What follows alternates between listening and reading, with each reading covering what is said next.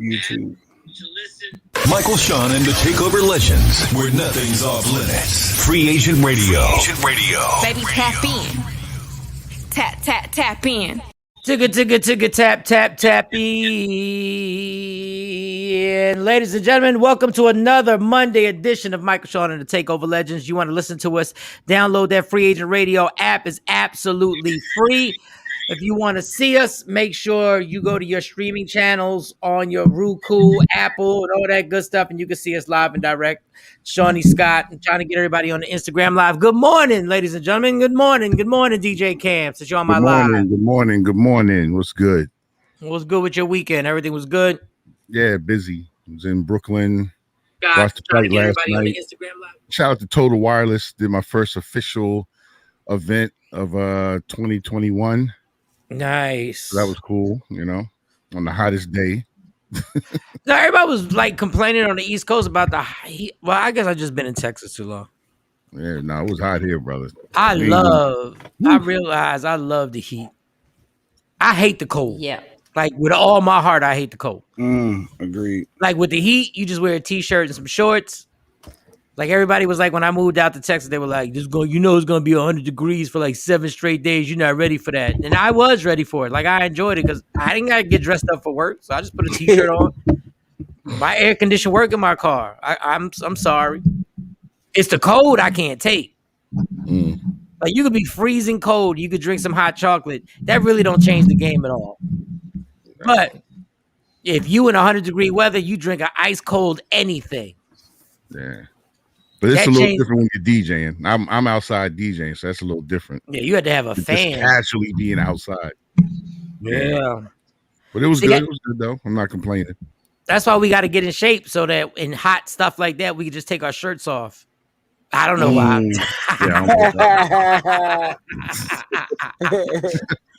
I just want to be in shape for certain moments like that. You know, when you're working on the lawn and you're cutting some grass. You know, because if you in shape, everybody's like, oh, look, he trying to look, he trying to do. But if you cutting grass or working on the car and it's hot outside, they be like, oh, he working. You like, hey, you got to do the woof. You got to patch the sweat off you. Woof. Oh my God, it's crazy out here. God bless my abs. God, I want to be in shape like that. I'm gonna be so annoying for no reason. I'm gonna be so annoying. So Cam was making money.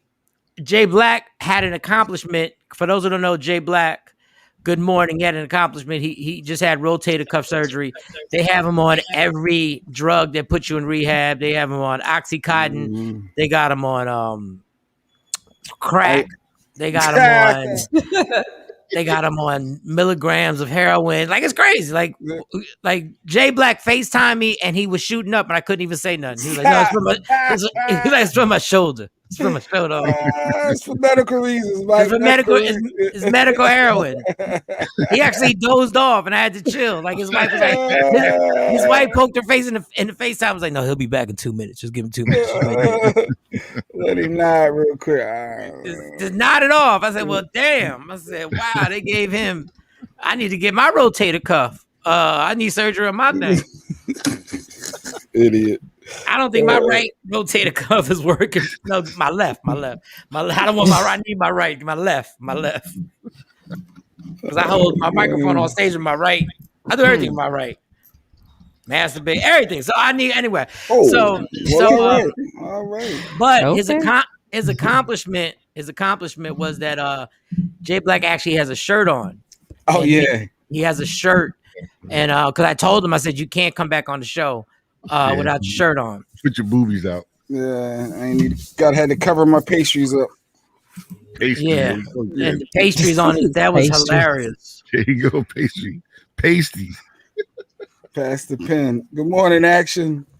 What up, Action? Everybody on the IG Live. We're just missing Jay Black. You can see it. We'll get him. Oh yeah, I hit request already. I hit request to join.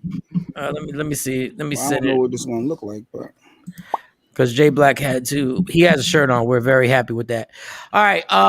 So Jay, other than having a shirt on, how was your weekend? It was good. Weekend is good. You know, you learn a lot about yourself. And weekend's good though. Like I said, pain medicine and all that stuff. So you was just high all weekend. Yeah, I know. I legit had to stop taking a bunch of medicine because I felt like psychologically it was starting to do something to me. I thought. Yeah, But because you sent me a text and you were like, "Can I get $5?" And I said, "What?" Cash at me $5. I was like, "Just $5? Yeah, all I need is $5. That's all I need." For his copay for his drugs. I was like, and then when I said for what, he sent me this long paragraph about all this stuff that he needed $5 for, and everything in the paragraph, none of it, everything cost more than $5. He was like, my cable bill. I'm trying to watch this Floyd fight. Yes, that's funny. Yeah. Then his wife jumped in the text message.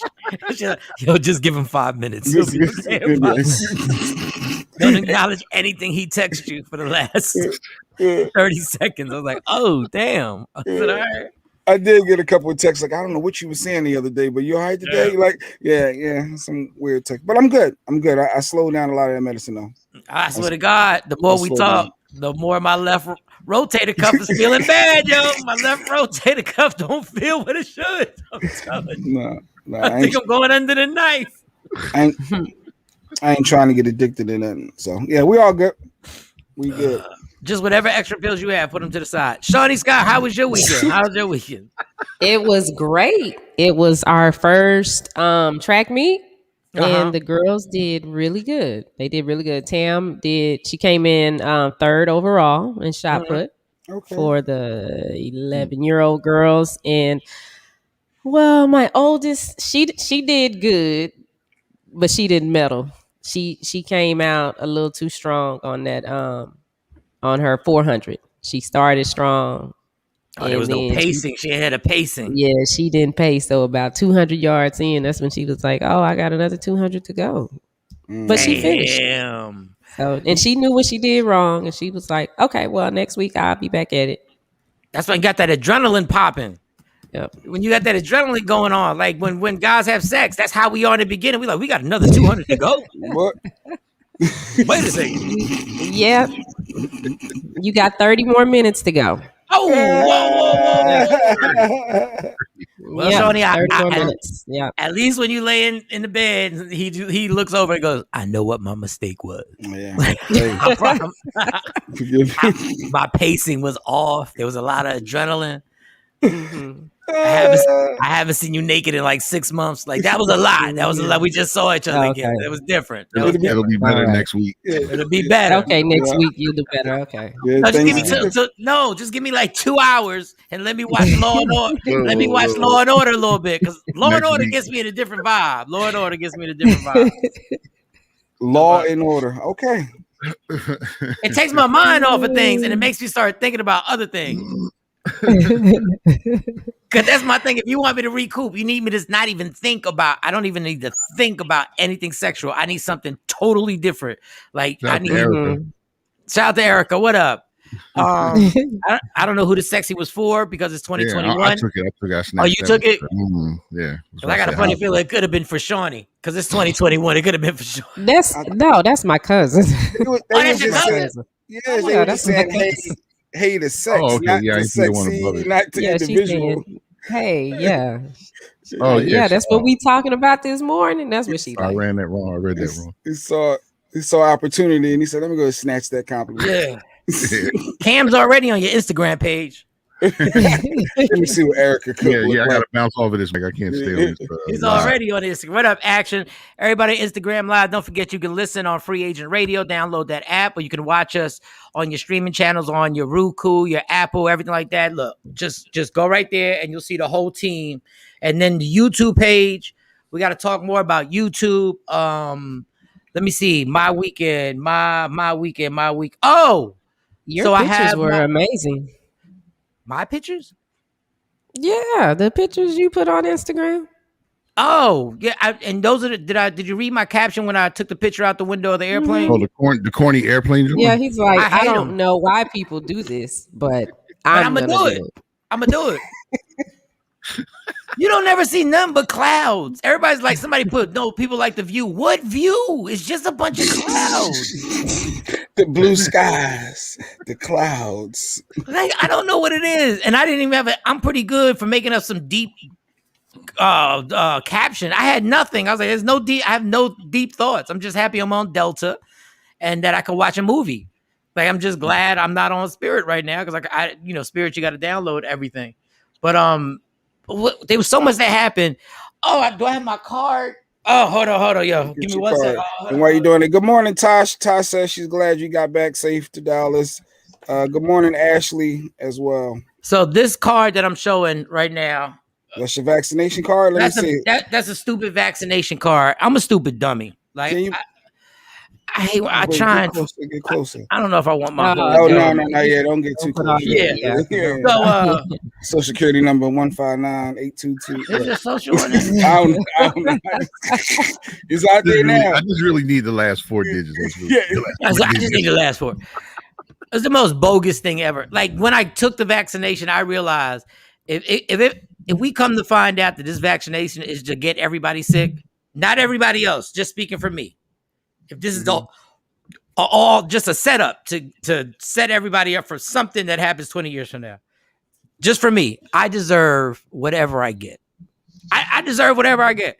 If there's some like permanent blue balls that happen, because dog, I was fine. I have been traveling on planes from the beginning of the pandemic, the middle of the pandemic, close to the ending of the pandemic, and past the pandemic. I have sat next to people who I know have COVID on that plane. They just look COVID-y. Like, I know they just look COVID-y. And you know who you are. You were COVID-y. I could tell you were COVID-y. And I still, even though I was fine, I took the stupid second vaccination. And I'm not making none of this up trying to be funny for the morning show. I'm telling you the truth. This is what happened, y'all. Okay, go ahead. The first shot I took, I didn't even feel it, right? Did everybody who got the shot, well, Jay didn't get it, but Shawnee, you got it, right? No. Oh, you didn't get it. No. Oh, well, Cam, you got it, right? Yeah. Yep. Did you feel the first one? Did you even feel it? Nah, not really. Dude was talking to me. Next thing I know, he's putting the Band-Aid on. It was done. Yeah. Excellent, right? I've taken a lot of shots in my life. For those who don't know, I had really bad asthma growing up, like close to death bad asthma. COVID-y. Yeah, that's the thing. COVID-y. You look COVID-y. Yeah, you're right. I should trademark COVID-y. Actually, probably should. Got these COVID-y hoes out here. You COVID-y. All right. The lady, I'm sitting there comfortable. She said, right arm, left arm. I always do the left arm. I don't know why. Maybe because it's the closest one to them. I just go ahead, just do the left arm. And when she poked me hard, and I knew she poked me hard because immediately it went in my arm. She said, sorry. And she said it like that in the panic. Oh, I'm so sorry. And when you say she poked you hard, what do you mean? Like trying to find No, you ain't got to find a vein. You just got to put it in the meat. You just put it in the meat right there. Pause. But yeah, it's so you just the guy didn't have a shirt on last week.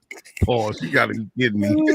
You gotta put it in the meaty part. No, wait. So she just poked it real hard. Yes. And then she said, "Oh, sorry." And I was like, I didn't know what to say. I was like, I already knew this was bad. Dog, from the minute I got up, my arm was hurting. Today's the first day is Monday that I'm not Jay Black, that I can actually move my arm with no pain. And it's still a little something right there.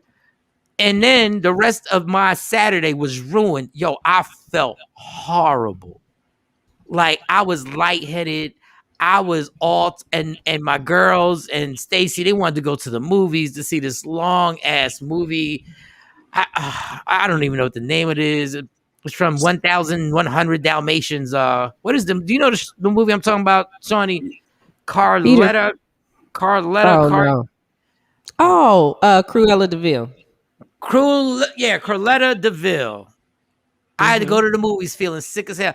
I stopped eating the popcorn. I felt like I was going to throw up. Dog, I was a mess. Nobody will ever give me credit for hanging on. No other parent would have went through that. I should have just stayed my ass home. I really should have. Volunteers do it? Shorty Tosh said volunteers be doing the shot. So it's not like nurses? Wait.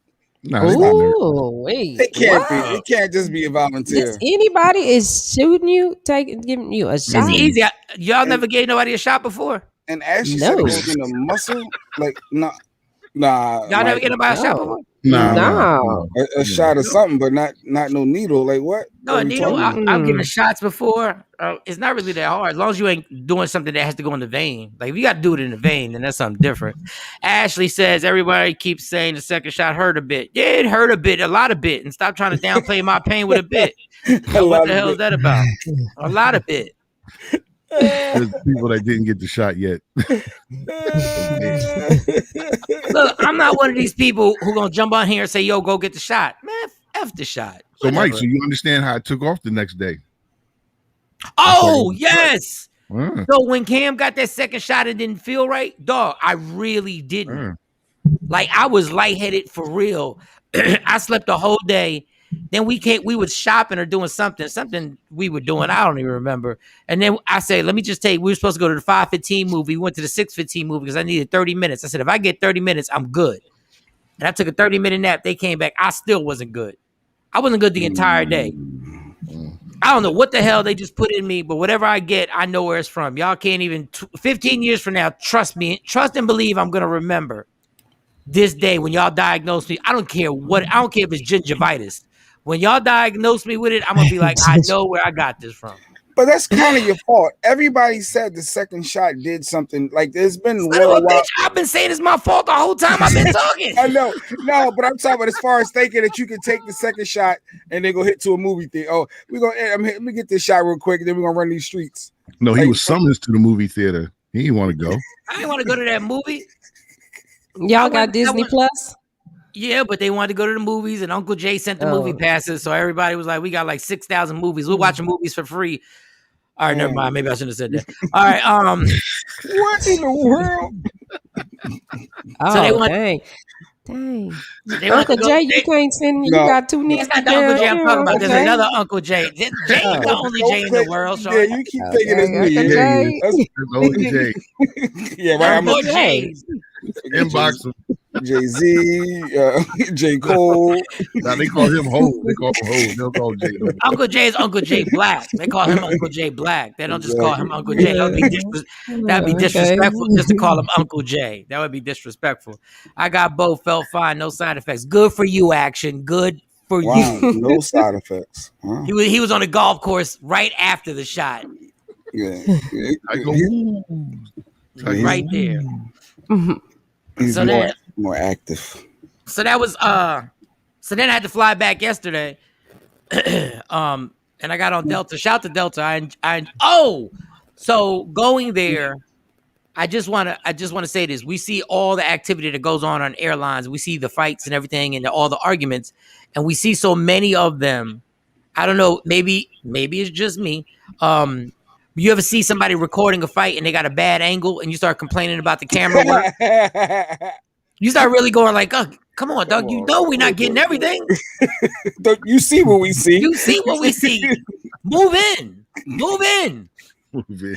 So on the flight to Jersey and Philly, a little ruckus started off because people are really sick of this whole dog. The masks are off. The mask ain't stopping nothing. Stop. Just stop already. The propaganda, I get it. It's done. People, there were 18,000 people at the Maverick game. There were 70,000 people at the fight. No mask. The damn Knicks had thousands of people there. Wasn't nobody wearing no mask. That's why the dude spit on Trae Young. Why? Because he didn't have no mask on. Like, stop, y'all. Use your common sense. It's done. The propaganda's over. They just trying to. So, I get it, but I still wear my mask because all I want to do is fly, get to where I want to go. I don't feel like hearing no problems. Like so finally, I saw a back and forth that got bigger than just a back and forth. And I saw the dude raise up a little bit out of his seat. He was talking to the flight attendant. And the flight attendant started saying something back. Then they had backup. And the flight attendants never had no good backup. They just got another guy who really takes care of his outfit, his uniform. If you get what I'm saying, like his uniform is always spotless. That's all I'm saying. So it's straight out the dry cleaner. It's always perfect. If y'all get what I'm saying. Go ahead, please. I'm not saying the dude can't fight, because I seen some workout dudes, they can fight, but this one was and he smelled amazing. Like the guy smelled amazing. Like I was like, I almost wanted to know what his fragrance was. I was like, what is that you got on? Because that smells like life is good. So when he came, I said, oh, it's about to get popping. And then I took my phone. I said, you know what? This would be a great video. I could send it to Shawnee or Jay Black or send it to the group text. This would be dope. And then I realized it's not as easy as you think to record these situations. Because I brought it up and I looked and I was like, ooh, very bad angle. I'm catching no faces. But then I realized if I put it up and I just record it, you are part of the situation now. Because now somebody got to look at you. And like I said, I always have an aisle seat. I never fly. I'm always on the aisle. So if I raised it with my left hand, everybody would have known, oh, I just picked a team. Nobody knows what team it is, but I picked a team. Like I picked something. All right, here we go. And I was like, I don't want to be involved like this. I said, I was the closest one to it. and I recorded nothing. Like I recorded hips. I recorded like a belt, and I was trying to get up to the face. And then once they would turn to me, I'd lower it back down. Like, damn. You was one of the ones scared to be He was scared. Hey, because if I put it up, I'm telling you, you have chosen a team. They just don't know what team. They don't know if you're for the person who doesn't want to wear the mask or you're for the person enforcing the mask. So you're either anti-vaccinations or you're either pro or against, damn it. And I didn't want to pick a team. But if they showing out, it's okay to record people. You just have it up. Like, all right. I mean, y'all wilding out. Here we go. I'm recording. Yeah, but it wasn't like police brutality. It was just an exchange. I almost felt like I was instigating it. Like if once I put my phone up. That's how I say world star. Yeah. Like once I put my phone up, it was like everybody in the place was like, yo, it's going down. We record. No.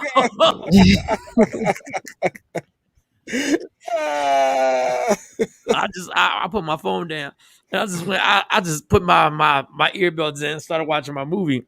But this simmered down. It didn't go nowhere further. Afterwards, he just put the mask on and everything was good. But I would like to apologize to all the camera people out there who volunteer their services to bring.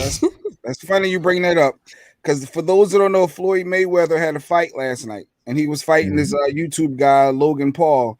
And I didn't want to pay for the fight.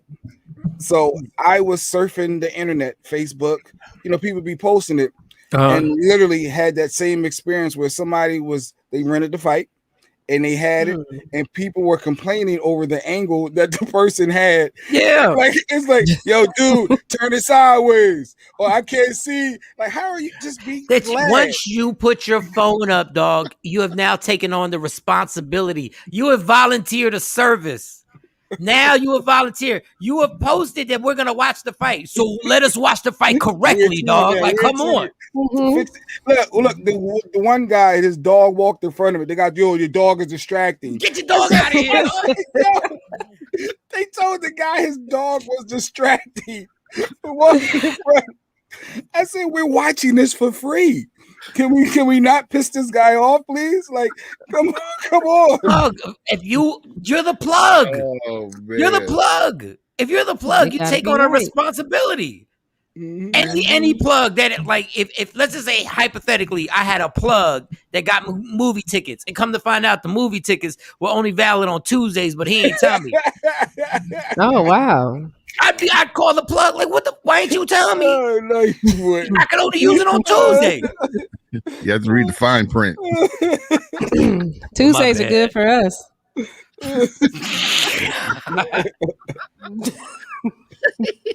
Yeah, but Tuesdays, they already got deals on Tuesdays. They got $2 Tuesdays at the movies. I used to go to them movies, $2 Tuesdays. Cruella. What's the name of that movie again? Shawnee, Cruella DeVille. Cruella DeVille.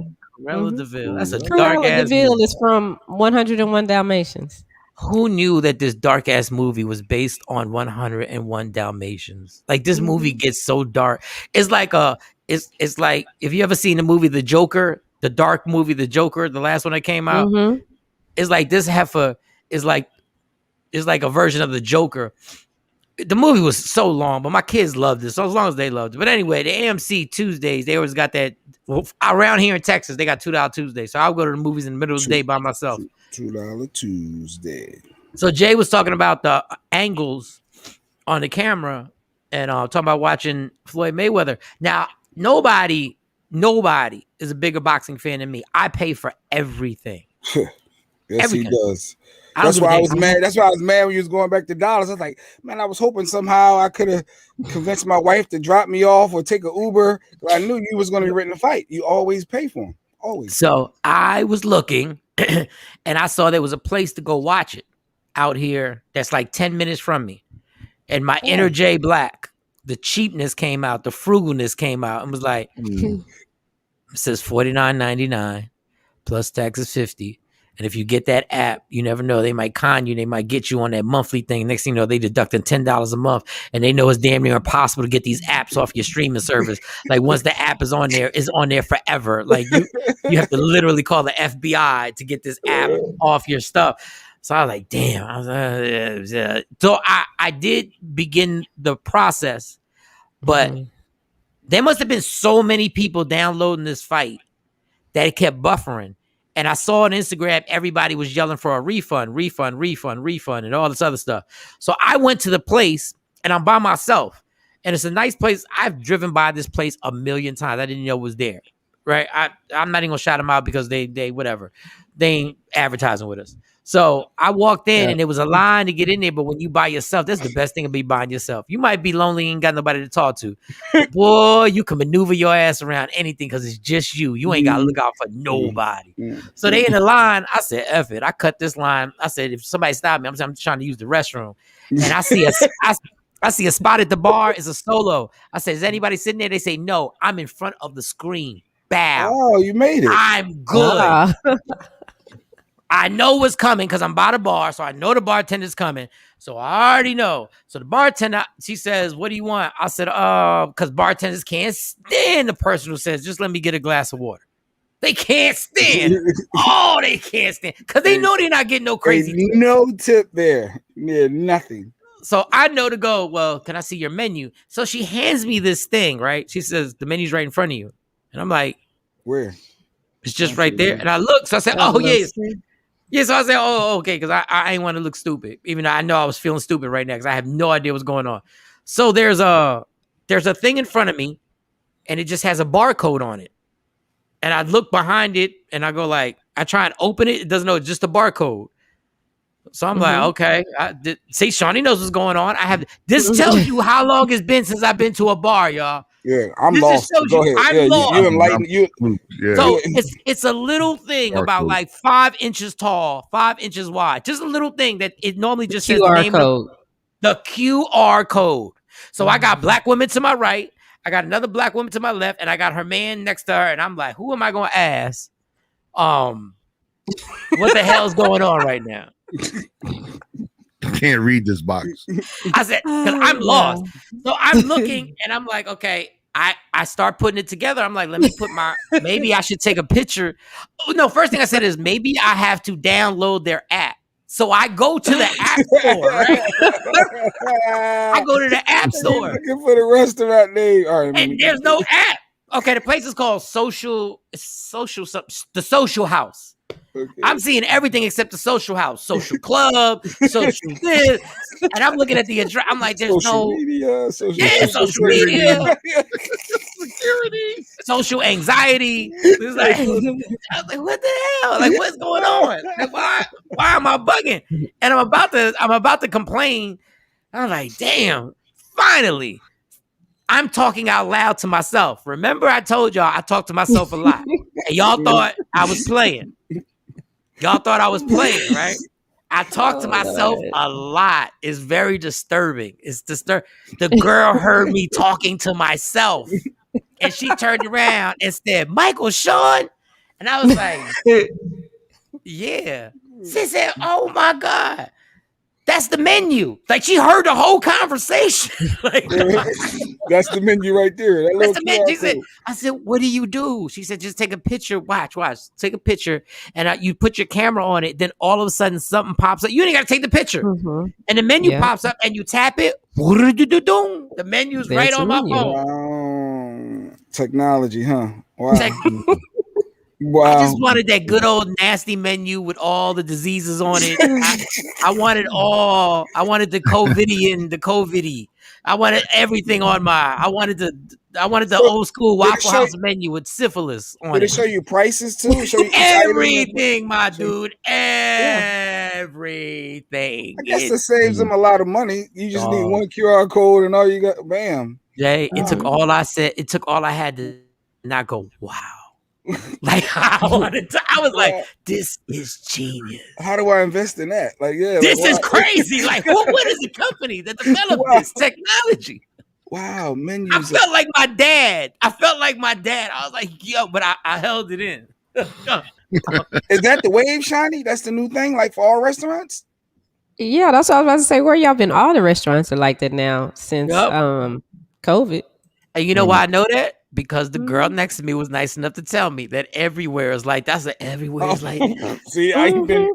I was like, I don't go to bars, right? She's like, yeah, I know. I was surprised to see you here. I'm glad you had water. I said, bitch, get out of my business. First of all, if I wanted to relapse, let me relapse. Let me relapse in peace. I ain't on the radio. I'm out here in town. I want to relapse. Let me. But she was like, it is everywhere. That's how they do the menus now. And I said, yo, this is dope. That is. Yeah, you can change prices. You can update the menu. You ain't got to keep Yeah, that saves a lot for businesses. Jay, for no reason, I flipped the other side so I could see the drink menu. For no reason. Just because I wanted to see the thing come on my phone. It's research. I was like, research. It was for research. I said, Joe, you can get a virgin margarita. I said, this is so anyway, I ordered food so the bartender wouldn't judge me. So she knew I would have to give her a tip or something so the bartender wouldn't judge me. Fast forward, everybody's talking. The place is packed. Floyd Mayweather did it again. You got all these people out at restaurants and all these people going to see this fight. Mm-hmm. So everybody sees the fight. I think Jay Black, you said you were watching it in Spanish? Yeah, my wife ended up helping with the Fire Stick and getting it. Hey, it was another language, but she got it. She was on there. People tell you how to download the stuff, and she's like, okay, he said do this. But it was all in Spanish. I said, I need Mike here to help translate what the hell they said. But as long as I could see it, I was like, okay, I take it. Because the other dude got it shut down because people were complaining too much. But yeah, so I got it. It was in Spanish, but I got it. Yeah. Derecha para Floyd Mayweather. I knew Glacia. I knew Glacia. I knew Uno. I knew a couple of things. I was like, okay, all right. Parece. Entonces, el Logan Paul. Yes. Oh, you talking about Logan Paul right there. That was about Logan Paul. I knew that. You're right. Ese mucho chiquito, Floyd Mayweather. Oh, he's small. Okay. Yeah. When he said that, he sent me a text message. He said, I'm watching it in Spanish. I got it in Spanish. He got a plug with Telemundo. Like, what the hell? Even they show commercials in Spanish. I said, wait, there's commercials between the rounds now?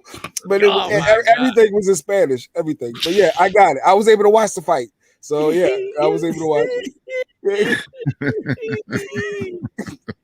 Viva something, Viva. I was like, everything is Viva Mexico, Viva Puerto Rico, Jennifer Lopez. Why did Jennifer Lopez get in here? She's not in the fight. Salinas. Out of nowhere.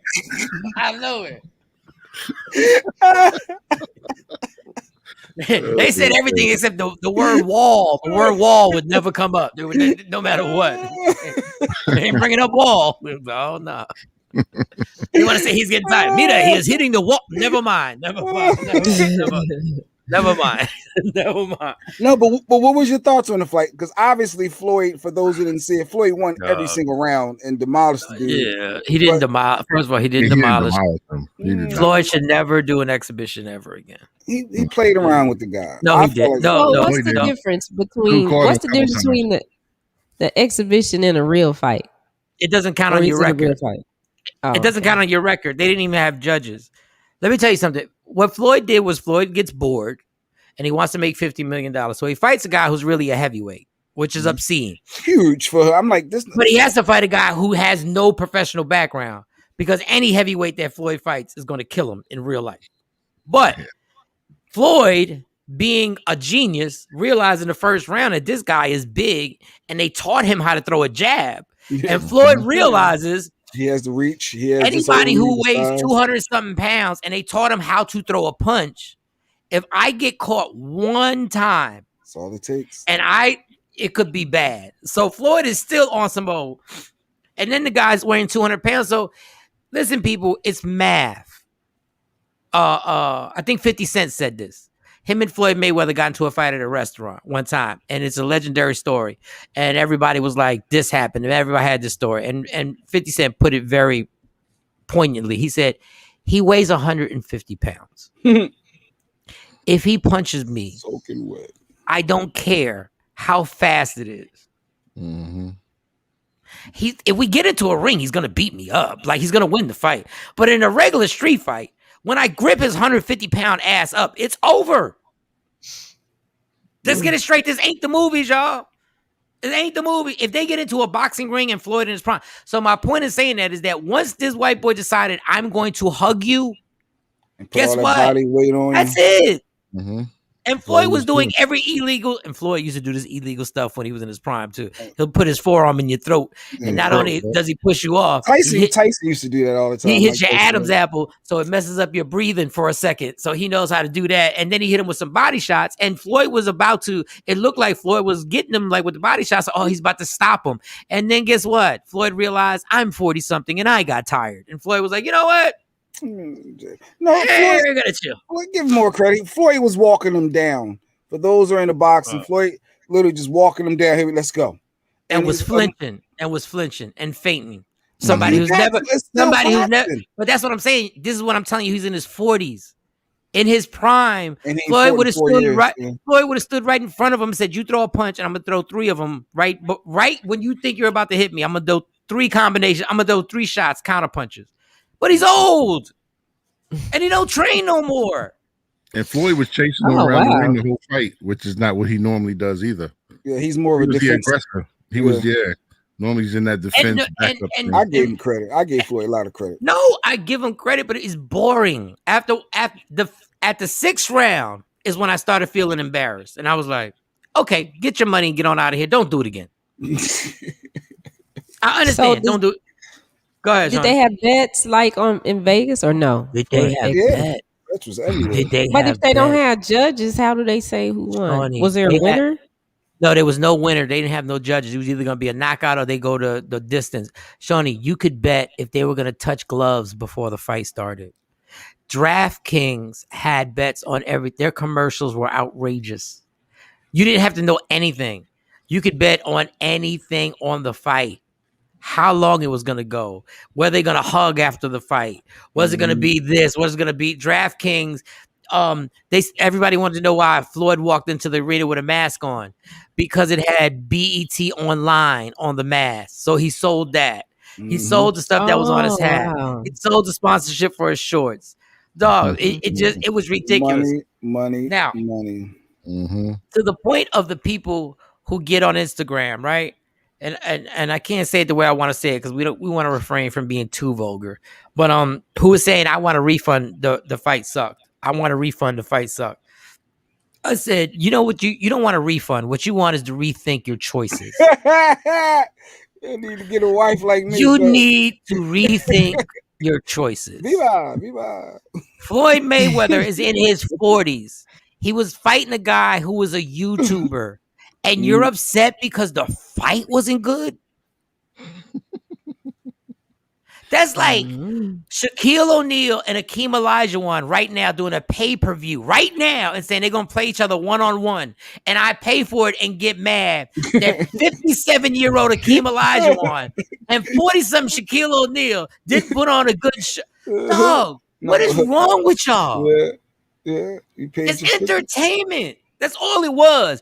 And most of you haters only watch it for one reason. Because your whole life you've been waiting to see Floyd lose. Well, that's you too, Mike. Mike, you used to always root against Floyd. I rooted for Floyd against Pacquiao. Because I didn't want it to go out like that. I wanted him, if he was going to lose, I want him to lose in his prime. Mm-hmm. I don't want fighters to lose when they get old. Like, I don't want it. Because all you non-boxing experts who know nothing about boxing will discredit all the stuff they did in their lives. True. He's old. Pay $50 to see him lose, just to root against him. Yeah. $50. And then afterwards, Logan Paul, he's so damn happy. I ain't mad at it. He got the biggest bag of his life. And he said it right. He said, I got in the ring with Floyd Mayweather. You can beat all the odds. Look, that white boy got on my nerves. But that white boy, what he said at the end on his interview was right. Absolutely true. He was like, he lost. Yes. I mean, how? No, there's no loser. Nobody lost. He was in the ring with Floyd Mayweather, bro. Mayweather fought with this dude, but he was in with a 44-year-old Floyd Mayweather that hasn't fought since 2017, and even before then, he ain't fought. I don't care. If years, he had one fight. Matter. Let me tell you something. That man lived my dream. Logan Paul lived my Mayweather? To box in a championship fight. Is a dream. To literally walk into a ring by yourself with thousands of people cheering, and the world in quotations, not the way is watched. That is amazing. He got that moral victory. He got and had the nerve to land some punches. Like Mike said, learn how to throw a jab. Nah, like he wasn't in there looking horrible. He was not looking whack. I punched the greatest fighter in a lot of people's opinions.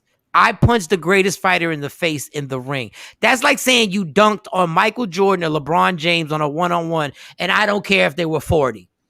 I don't care. He got paid action. I get it. I get the paid ain't the funny part is that this is the greatness about what this white dude did. He's just starting. He's about to his career with this. This ain't over. The next one, I promise you right now, there's another old fighter going, I could beat his ass. I can make. There's only a few of these fighters who really, because we got a bunch of these fights coming up. But trust me, Oscar De La Hoya is sitting there with a bottle of vodka going, yeah, I could do this. I could do this. These amateurs, these rookies. I could do this. I can make this money. I forgot more than he knows. Yeah. But to all you people who complained about that's like watching a porn and complaining about the acting. Like, you are really dumbasses right now. Like, y'all gotta get your lives together.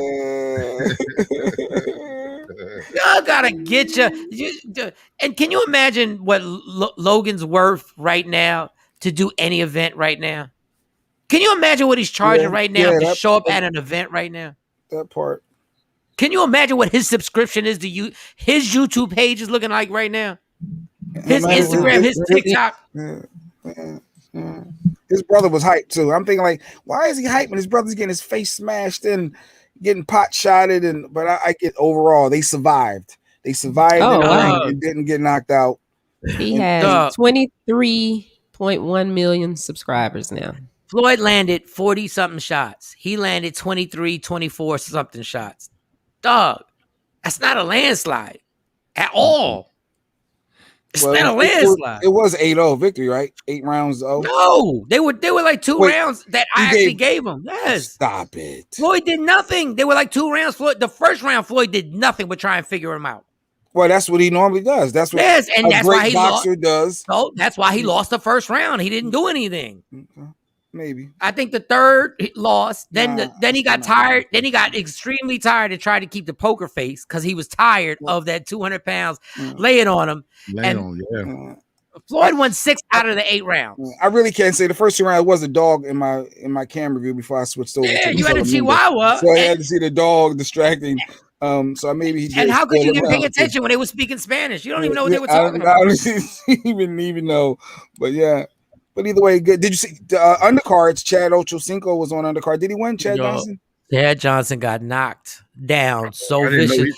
Look, I give Chad Johnson credit. I liked his technique. He's a southpaw. I like what he was doing, but he got caught with the longest right hand. Like, the guy was in Miami. He loaded up this right hand from somewhere in Alabama. And Chad tried to throw an uppercut. He did the boxing mistake. I'm not gonna get too technical, but he threw an uppercut from a distance and left himself wide open. Which you never throw an uppercut from a distance. Only if you're Roy Jones Jr. in his prime do you throw uppercuts. So he got caught. So the right hand that the dude hit him with, And he's a bare knuckle fighter. He is a fighter, so I give Chad credit because Chad, he represented himself. He did represent himself. But the guy threw the right hand from Alabama, and as I don't know my geographics too well, but I think as it was going towards Dallas, as the right hand crossed Texas, somebody yelled, "Chad, it's coming." Duck. Duck. Somewhere, once again, don't comment on the state. Somewhere by the Carolinas, somebody had told his mother to text him and tell him to duck. Give a heads up. It was that obvious. By the time it hit Miami, people quit. People quit trying to tell him. Everybody gave up. They were like, it's over. Look, he still left his chin there. He left his chin right there. His chin is sitting right there. Like, we tried to tell you when the right hand was in Alabama, and you still haven't moved your chin. So he gets clipped, right? And it's a nice clip, right? It's like, cat, and he falls, and he gets up. I don't know what Chad was doing, but Chad got up and lifted his right hand up. Like, he lifted it up. And we think he was trying to give the dude a pound, like on good shot. But it looked crazy when you see it. He gets up like he's raising his hand in the third grade. Like, he just gets up and raises his hand like this. And he's adjusting his mind. He's got his right hand up. Like, I don't know what he was. I think they were trying to say that he was trying to give the guy props for the right hand. So there was no winner or loser in that fight. But he was the loser on that right hand. But he didn't look bad. He didn't look bad. So, yep. And speaking of celebrity matches, so there's another one coming up with Lamar Odom and Aaron Carter. Aaron Carter is the guy's brother from the Backstreet Boys, right? Aaron Carter, the white boy from Backstreet Boys. Yeah. Or was he in a group? He wasn't in a group, right? No, he wasn't. He was in a different group. Aaron Carter was in a different group, but his brother was famous for another group. Look, y'all, I can't keep up with this, but yeah, he did sing at some point. He sang something. Aaron Carter sang something. I don't know what he said. He's fighting Lamar Odom, former Los Angeles Lakers. He was only 6'10". This is gonna look great. So they fighting each other this coming up this weekend in Atlantic City. Atlantic City. Yep, and the promoter, which is a friend of ours, Ryan Banks. We're gonna have him on the show to talk about it. I think he's doing an after party with them. And may get Lamar on the show with us. So we should have him coming on the show this week. So hey, the celebrity thing is boxing. It's fun, I guess. It's entertaining. So what's happening to boxing now? Is it what happened is that boxing watered down? Look, Floyd did this. When the minute Floyd fought Conor McGregor, everybody saw how much money is in this. They were like, yo, there's money in this. So now boxing had to get their act together. So now all the fights, just ironically, now that all the celebrity stuff has popped off, now all these promoters are putting the fights together. So Errol Spence, DFW's own, he's going to fight Manny Pacquiao. And they got a bunch of big fights coming. And they're going to fight in Vegas in August. Tyson Fury, the heavyweight. That's a real fight. Well, that's a real fight. Yeah, that's a real fight. Yeah, I'm talking about the celebrity, like Lamar Odom is now boxing. Yeah, those guys. Yeah, one of the undercards that Tosh talking about right there. Yeah, Peter Guns is fighting. They realize there's a market for this. Like, I don't know. Cisco, thong. No, not that Cisco. No, I'm like, wait a minute, what's going on? I mean, I'll fight Cisco.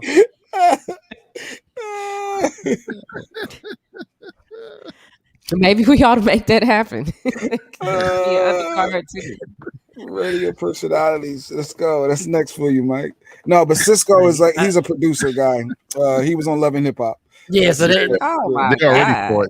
They already. I was gonna say, I saw a video about that. And Peter Guns look like he's really like working through this, and I think I'm putting my money on Peter over Cisco. Looking at some of the pre stuff, so they all keep their technique for like the first 30 seconds. Then it goes right. Then they go back to looking like they're in a bar. They're trying to take some of the smoke from the MMA. Yeah, MMA. Until somebody get hit. Once you get hit.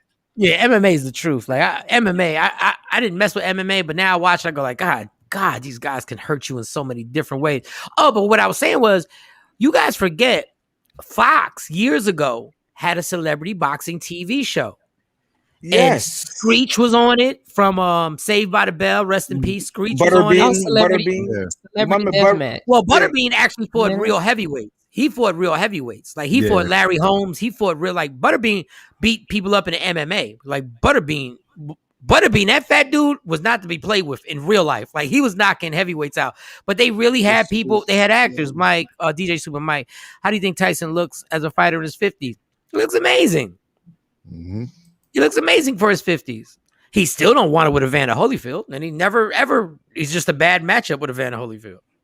That was just a bad matchup. But good point with the Screeches of the world doing celebrity boxing. So it's been around. It's been around for years, and that had a whole season. And Tanya Harding probably did. Tanya Harding was in it. She fought. Yeah, I remember. No, it's always good. Yeah. It's always. I will say this about boxing, for as bad parts.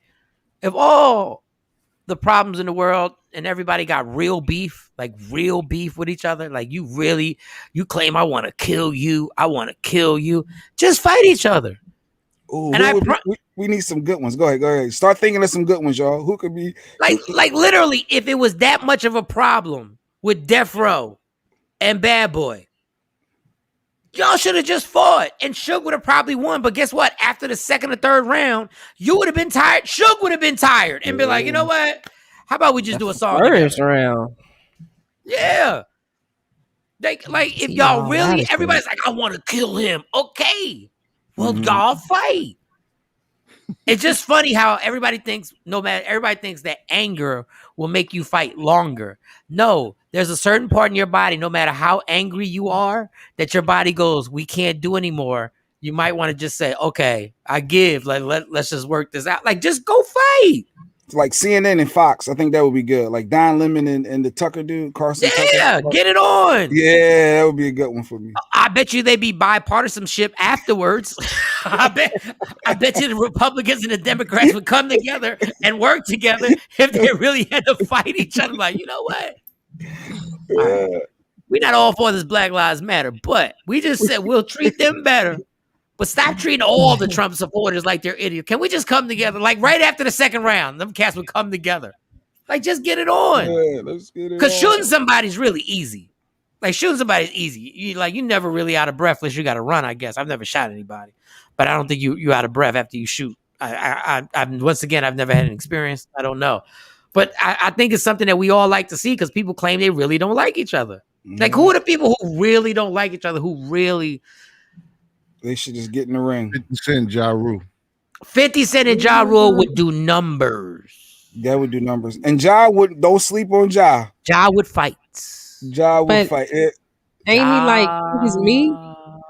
50 is bigger. Yeah. As far as the weight class goes. But I wouldn't just count him out. I wouldn't count Ja I'm going to tell you right now, if Ja Rule and 50 Cent were in a room by themselves, I honestly don't know who would come out. Really?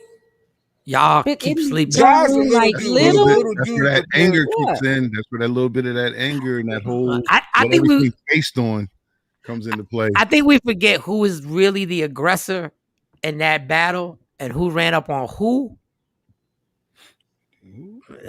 Ja Rule ran up on they ran up on 50. Now, I believe 50's weight would win, but let me tell you something. They wouldn't do it. Because 50 realizes I got everything to lose and nothing. This is the only hope Ja Rule has. So 50 would never do it. Mm-hmm. But because 50's like, I can keep my foot on your neck for the rest of your life. Like I'm giving you the Powerball ticket right now.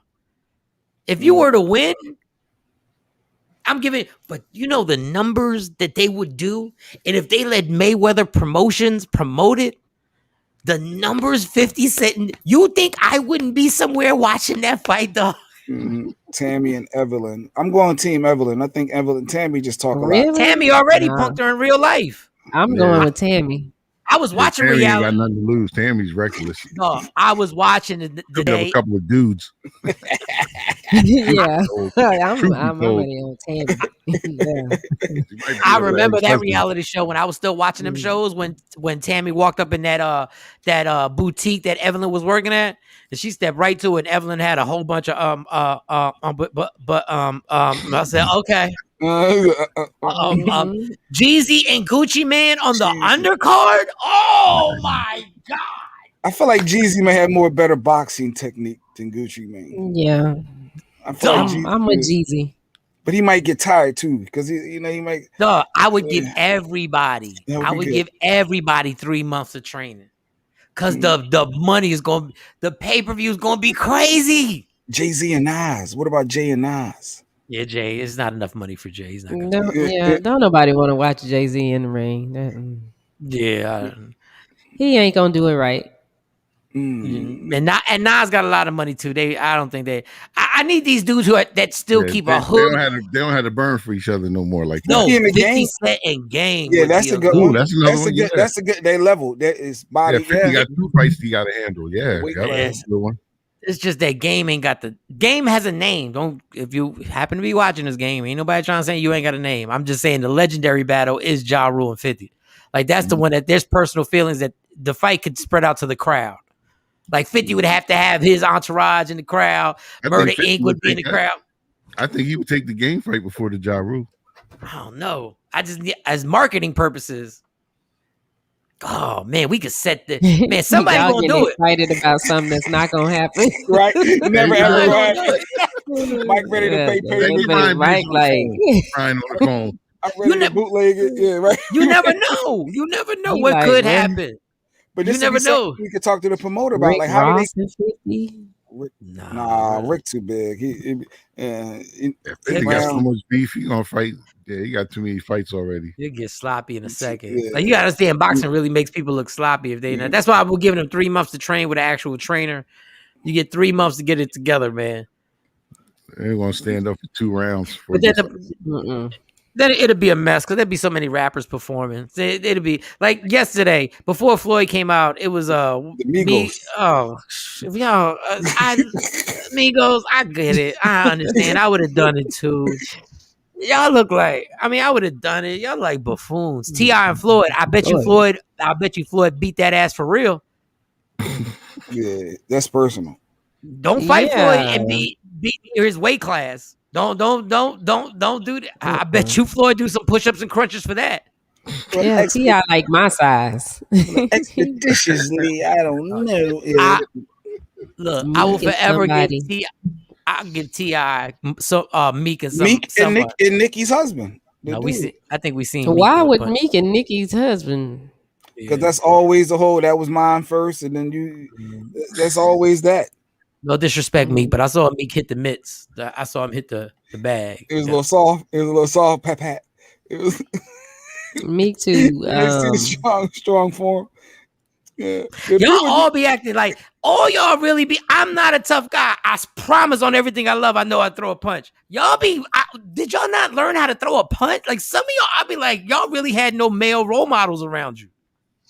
I got one, but I don't really want to say it. You have to now. Like, what are you doing? This might be the money one for us. This might be the winner. Females? No, it's males. It's Mike, Shawn, and DJ Cam. DJ Cam. You're stupid. No, not DJ Cam. Somebody from his past. From the previous situation. Oh, somebody 104. Oh yeah, I could do that for free. Yeah, let's go. Get that for free. Do that in the dark alley. Tuesday night. I don't know if it's gonna be 20 night. Yeah. I don't know if it's gonna be 20, 22 or 20. Eventually, that's okay. Anthony, what up, Anton Walker? What's good? Yeah, that'll probably happen anyway. But I shouldn't put that negative energy in the atmosphere. Fantastic versus Furious. I wonder who else. We got it. I'm telling you, this stuff can happen. It's just that you got to take your pride. See, 50 has too much. Like I said, he has too much to lose. So there's no way he's gonna do that. There's no way. And Jay-Z, think about it. Jay-Z won't even do a versus. Do you really think he gonna get in the ring? Yeah, it ain't worth it. Nah, he won't even do a versus, which I think is good. I think Jay's bigger than. Shout the versus, but I don't think Jay should do a versus. He's bigger than it. Agreed. Unless he does it. He's not bigger than it. He's an artist just like everybody else. He's bigger than versus. Hov is bigger than versus. Whatever. You know what? He is. Until he started falling off. Yeah, that ain't gonna happen. Hov can't fall off.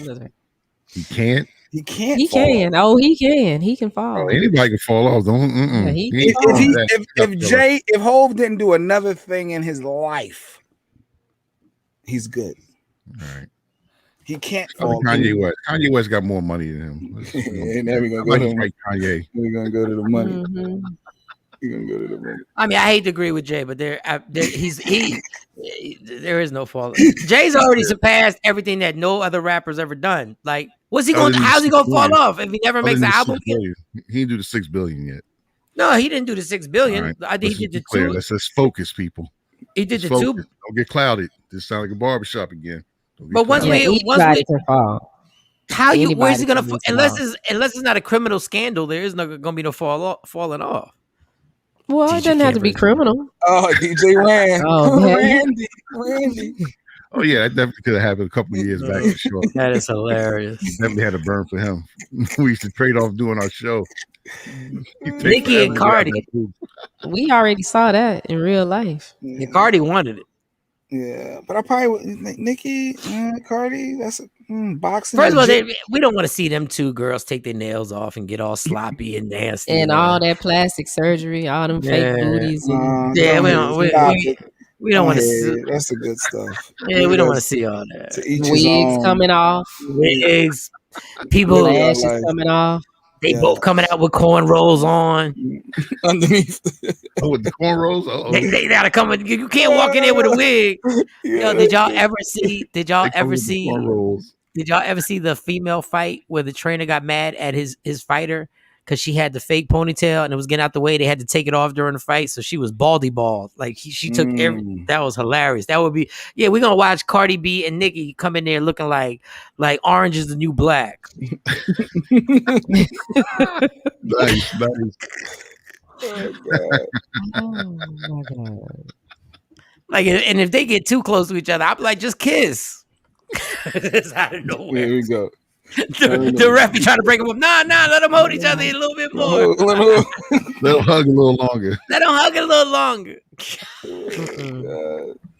Yo, but how about if Nicki and Cardi did a versus? I would like that as a versus. Why hasn't anybody brought Nicki and Cardi as a versus? As a versus? I'm about to say, is it too soon? Hell no. Yeah. You don't think so? I guess you don't think no, Cardi's Nicki album at least 20 smashes. Man, Nicki been out Cardi since. ain't got enough. She only got 2 albums, right? Nicki got a couple albums. Nicki got 20. Nicki got enough. But she if got enough more verses. than 20. Yeah, she got enough verses. I'm thinking Cardi side. If Cardi does the features, I don't think Cardi has 20. Cardi ain't got. Yeah. Even with features, I don't think Cardi has enough. Her body of work ain't big enough yet. I kind of think I can name 7 off the top. Well, not 20. Yeah, ain't close enough to 20 though. Yeah, but then with her features, I say I like it like that. Bodak Yellow. No, I mean the whole album is, but not to that. Nah, not to keep up. That with Bodak Yellow. Truth be told, that Bodak Yellow. I'm trying to think if Nicki got a harder song than Bodak Yellow. She got joints. She got joints. I just Nicki too big. She would never do it. Nicki's not too big. See, y'all. This is when y'all gotta stop. Like I know y'all getting mad at us for saying Jay-Z bigger than Versus. Nobody's too big for Versus. All recording artists. Nobody's too big. Yeah. Cam says that nonsense now because Michael Jackson would have been like, "I'm too big for Versus," and you would have been like, "Yup." Exactly. See how it changes. See how it changes. He just said nobody. Michael Joe Jackson. Nobody. He just said nobody. I took it back. Just like y'all do. Shut up. I'm 6'1". Who won it? Prince. Cam versus what? Prince is bigger. Prince is too big for Versus. Yeah, him too. Beyonce's too big for Versus. DJ Cam versus Kobe. Kobe Cole will never understand the night I saved him from taking us. He will never get the night I saved him, boy. Saved him from what? Boy, I don't even know why my drunk ass said it was at this club. I don't know why, Jay, you wasn't there. Man, I saved poor boy. I think there was a program director who's a bigwig at Radio 1. Like one day I want to bigwig at Radio 1. I want to talk to him. I said, you were at a club one night And them cats was around me, and it was like, yo, your boy, I think we about to do it to him. And I joked, I said, guys, he's my boss. And they ain't even care. They ain't not do it because like I was in control of the situation. They did it because I was at the bar. I said, dog, that's my boss. Like, I'm here talking to y'all. It's gonna look like it's gonna look like I had something to do with this. I had to literally tell them, yo, please. And they were like, and you know when drunk dudes decide they're gonna do something, then they don't decide, they ain't got no memory. Once you get them off the subject, I was like, let's just drink another shot. And they was like, yeah, let's drink another shot. Them cats had the eyes. Their eyes got big. Like, yo, we gonna run for stuff I didn't even know about. I didn't even know what they were talking about. I was like, yeah. And then we heard how he did this to you. And I was like, I don't even know. I said, please. Why did I say please? I said, please. Please. I put my hands on dudes. They were all huge. They worked at the club. Some of them was about to leave the club and not work anymore. And they was like, yo, we can get there. And I put my hands on biceps. Pause. I was like, yo. I put my hands like this. Please. Dog, I'm sitting here. We've been drinking since he walked in. It's gonna look crazy on me. It's gonna look like I was a mob boss when I was not.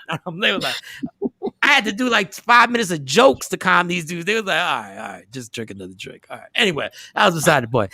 If they do, I'd be surprised. I think Nicki and Cardi would be a good verse. That would be a good. But this all started with the boxing. Celebrity boxing. Celebrity boxing from Floyd last night. I guess, well, they cool now. We got a lot of people who are cool now. Drake and Chris Brown. You know what?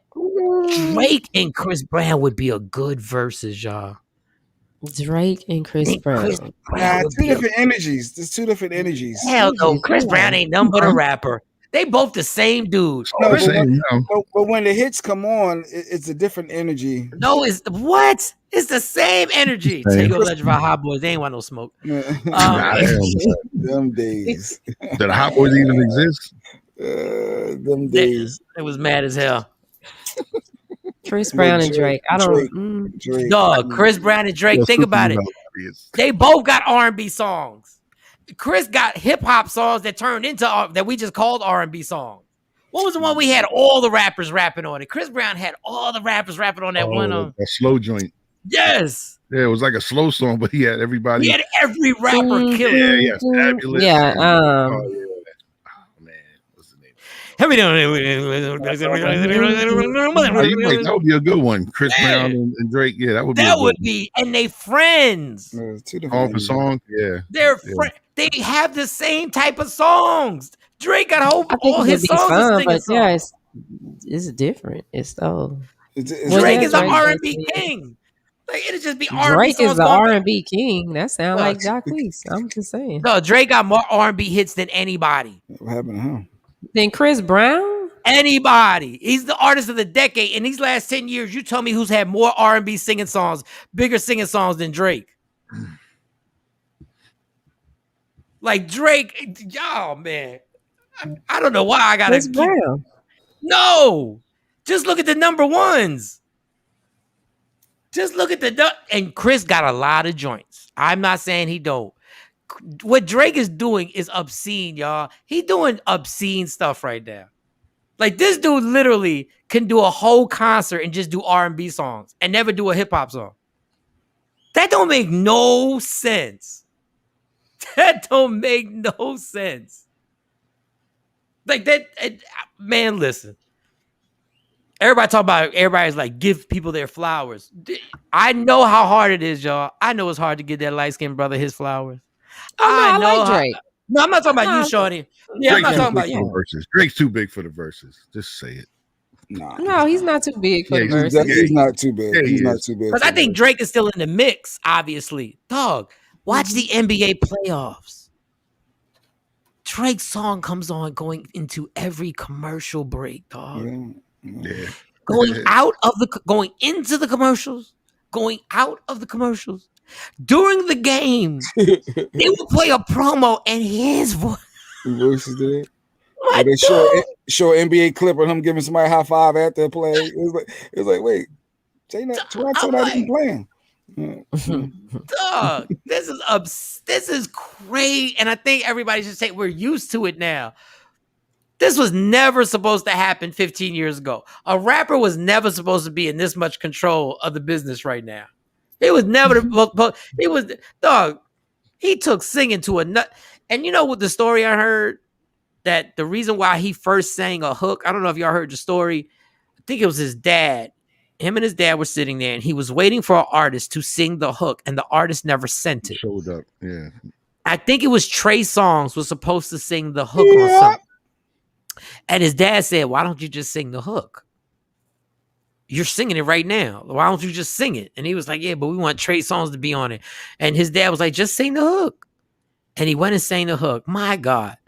Boy, what did your dad start, man? See, that's why it's good to have your dad in your life, even if it's part-time, even if it's a once in a while.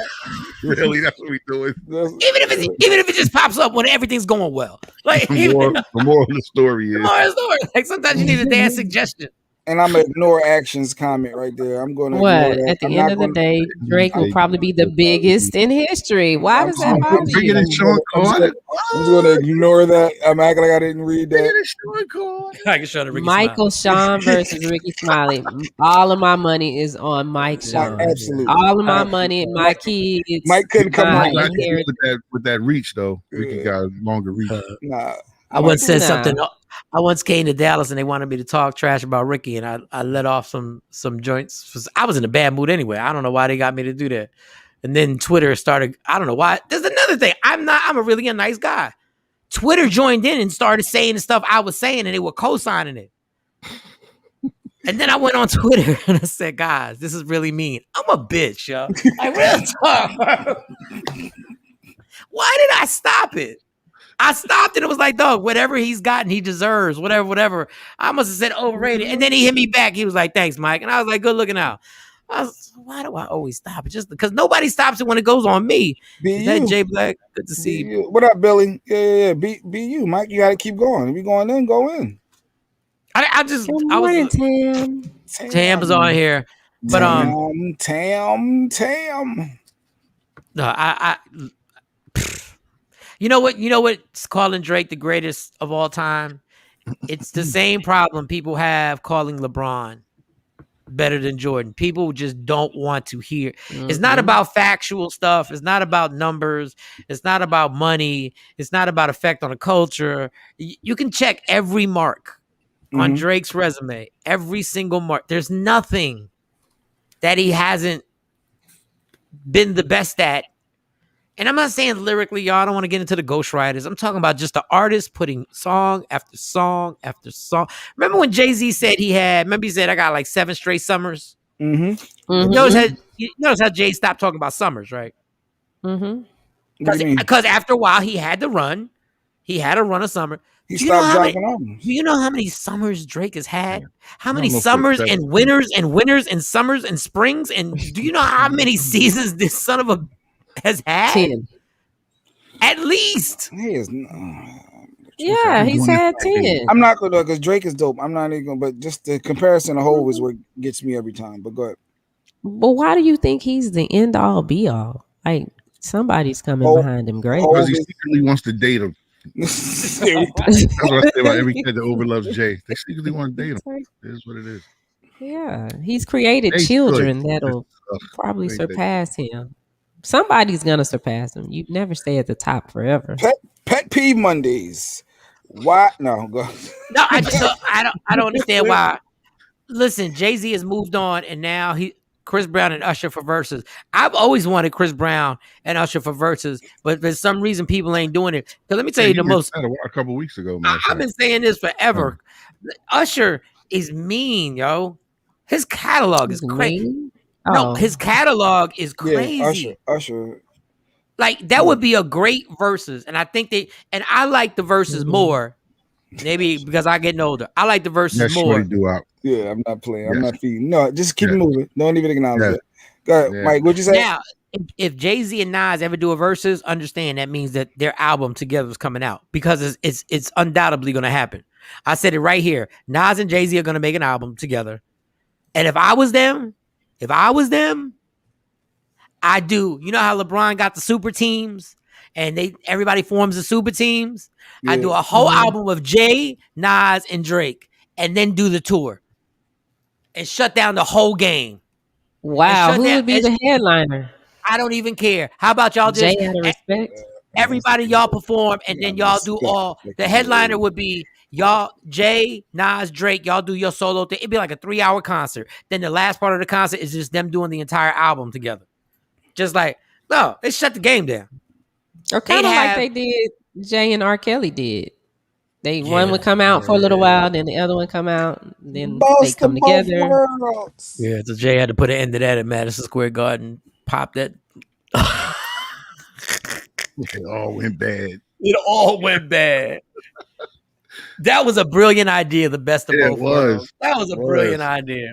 That really was. And the second album was good too, even though they didn't get to promote it. They didn't get to promote it.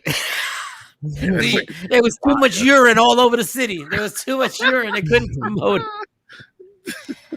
I went to that show. The best part of it was the beginning, when they had 2 tour buses that busted through the whatever on the stage, and after that, it was just 2 dudes standing up there rapping or either singing.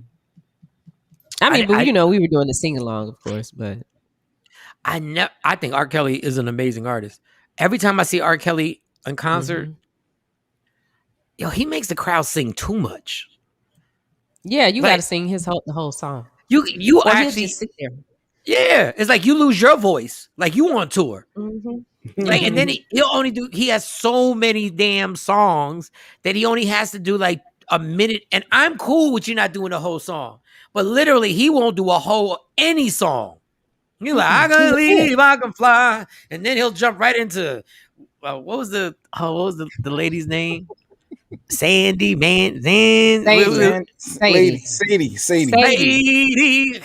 did the remake.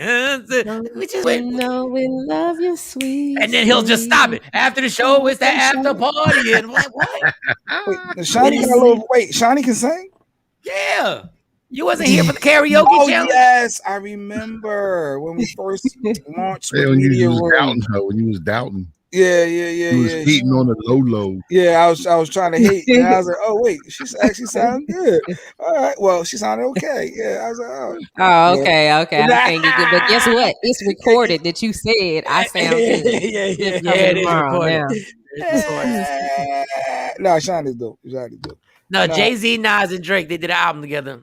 Shut down the whole because they'd have everything they need. Then that would turn into the super teams of rappers, and everybody would start joining forces. Because then if you got Jay-Z, Nas, and Drake, you already got Drake, and then you got Beyonce always lurking in the background just in case one of y'all bitches want to pop up. Beyonce always sit in the background like, huh? Y'all need it? Oh no, y'all good? Okay. Yeah, memory loss, huh? Did somebody say Mary's joining a super group? What? Mary J? Mary J? Or Mary Jane? No, Mary J. Mary J. Blige joins the super group with like Lil Wayne. Mary J. Blige and Beyonce. No. Oh, wait. No, what were we scared of? Yeah, wait. As soon as I said no, nobody powerhouses. Then when we put them together, everybody wants to cancel it out. That may be legit. I kept thinking who could go to Beyonce. I've been saying that since day one. I just think it's 2 different crowds. Because Mary is They both and Mary will probably win. Mary will probably win if you over Beyonce. It might be that Ashanti Keisha Cole's effect where everyone just knew Keisha had it in the bag. No, don't ever say Ashanti Keisha Cole with Mary J and Beyonce. No, I'm just saying as far as people underestimated Ashanti. I think you forgot the girl. If she just sings to the left. Yeah, I think Beyonce would have it over Mary. Mary got some. No, they both got joints. They got joints. As a DJ, I play more Mary J. Blige songs in the club than some Beyonce. When it's all said and done, Beyonce. Remember, she came out in 95. What's the 411? What's the 411? I know Cam for a fact plays to the left for like 8 years in a row because he would go get a drink and he would let the whole song play. And then what was the other song? The other song that they had to do the whole dance. That Give me body. Yeah. He played that every place because he went to go get a drink and he let the whole song play. Yeah. You ain't never do that with a Mary song. No, because I was busy going in and out of them. And you knew that whole packed crowd, you could play that whole song and they wasn't going to go nowhere. I think Mary still got it, though. No, because look up the sky. It's a bird. It's a plane. No, because any Beyonce is gonna bring Kelly and Michelle, so you're gonna have Destiny's Child too. She ain't even gotta bring Kelly and Michelle because you can play the Real Love remix and then you play Crazy in Love after that. Let's go. I'm just trying to say, Cam. With Mary, don't knock me off my block. Whatever. No, I love Mary. I'm with Mary. I'm undecided. I think it would be said and done. I think it would be an amazing battle. You play Drunken Love. Drunken Love is hard, y'all. That's a hard ass Drunken Love. And it is. That goes hard. Drunken Love, and then what? Not My Life. If she plays Be Happy, that Happy is a Be Happy. The whole album. Who gets the whole album on My Life? That My Life. The hook on My Life's the whole album. And let's be clear, it's not Mary's song, but when she does I'm Going Down, everybody's going to lose their mind. It's not her song. We get it. It's not her song. We absolutely, hands down, we know it's not her song. Shout out to Rolls Royce, who recorded it. Yeah. She recorded it. Yeah, but I mean, it's not her song. Yeah, but it ain't her song. It was a hit before she touched it. That was definitely a hit. Yeah. That's why she did it again. The P. Diddy situation. Earlier, Ashley said Jim Jones' mom, Nancy Jones versus Frankie, Keisha Cole mom. That's hilarious. I would watch that. I would watch that for the comment. I would. That would be funny. Celebrity boxing, Nancy Jones and versus Frankie. I just had her talking. Oh my God, y'all are horrible people. Yeah, that would be funny. That would be real. Yeah, when we come back, I would take a black and mild break. When we come back, can we have a serious conversation how disrespectful Future really is? Like on the low.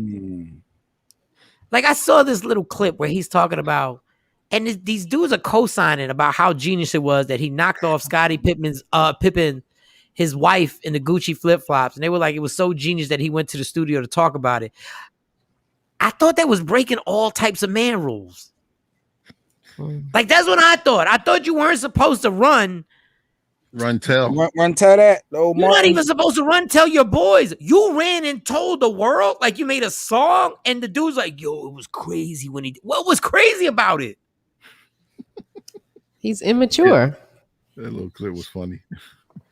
It just seems like, and I guess I just said everything right there, but we'll talk about this is the whole thing with Steve Harvey. Like, what is wrong? Like, I'm anti-violence, but somebody should punch Future in the face. Like, somebody, at some point, somebody should run up on Future and be like, okay, it's all fun and games. You just gonna go around shouting out fathers who have nothing to do with hip-hop, yell about, man, at least when Biggie did the song about doing an NBA basketball player's wife or girlfriend, it was a mystery for years.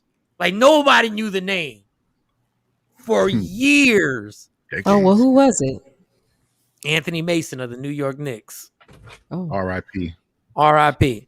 And it slipped out because Fat Joe, the word was out, but then Fat Joe said it on a sports show by mistake, and Fat Joe said, I thought everybody knew.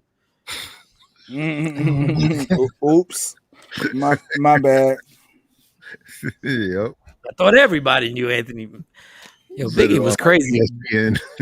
Oh, yeah, Future against Michael B. Jordan. Let's see it. No, let's see it. Since you want to talk slick and call somebody a lame, this is what I'm talking about. I'm anti-violence. But since you want to call homie a lame, let y'all should have a talk. Oh, Future called him a lame. Michael B is way above that. He don't have time to talk to Future. No, that's a waste of time. Let me tell you something. Russell Wilson talked to Future. NFL superstar quarterback got on that plane when it was time for Sierra. She said, we got to send, the boy to go see Future. And Future was mouthing off about Russell Wilson. And Russell Wilson got on that private jet. And there was never a problem after that again. Because all that rap stuff is good, Future, but you don't want to see Michael B. Jordan in that room. Leave all the guns, leave all the knives, leave your crew, leave your team, I know you got 100 goons. I know you all got goons. Well, yeah, Everybody he's a coward. So he's now definitely a coward. you called me a lame, so y'all should have a talk. Let's talk about it. Nice. Like to me, it's all like to me. You picking on Steve Harvey, who's 66, 67 years old. Like you want to come for him? Come on, dog. Like, okay, Michael B. Jordan's a lame. Okay, look. Jay get on me if I say any compliment about a guy that rubs him the wrong. Like he'll be like, Morning, Shorties. Any dude that has the career that he's having right now, he's far from a lane. He's a Hollywood. He's a Hollywood star. And listen. Pet peeve. What's today? Monday, right? It's Monday. Pet peeve Monday. Pet peeve Monday. Dudes who see a chick with another dude and they're happy, and the first thing they tell their boy is, I effed her, right? That is the lamest thing you can do. I heard that first. I love y'all, and you go like, yeah, okay. But you ain't got it now. I effed her, right? And then they go further. I've heard dudes go, look, she laughing all in his face knowing she effed me. No, she's laughing because she's happy. He made her laugh. He said something funny. He said something funny. What?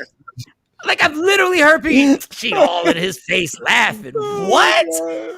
No, let's paint this picture. She's laughing. Now we both admit that she's fine, right? Off the door, we ain't even gonna bring it up. We both know she's fine. She's laughing in his face. They're having a good time, and you're talking to another dude. You're standing here with me. She's winning. No, I effed her right. Do women do that, Shawnee? Do women do that when they see guys that with girls and they go like, I effed him? Right? You know he ate the groceries, right? You know he had the groceries. He ate the groceries. No, we don't say that. He ate They'll say, he ain't nothing. She got my leftovers. Leftovers. Okay, yes. Okay, pet peeve. He ain't about nothing.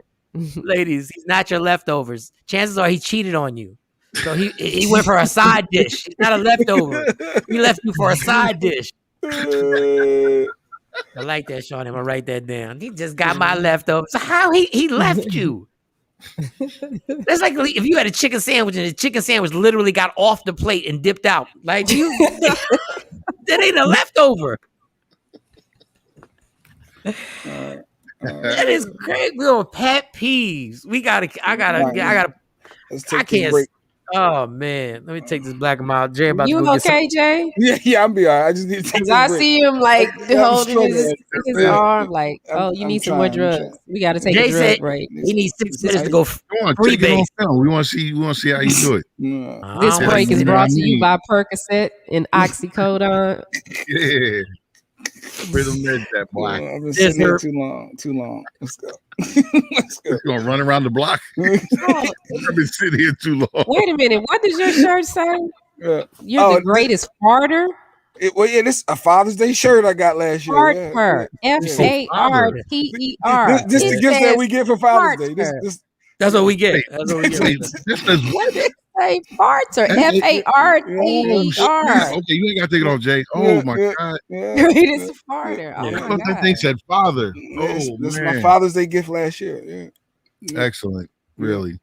That's what you bring to the table, huh? We know what you bring to the house. Yeah.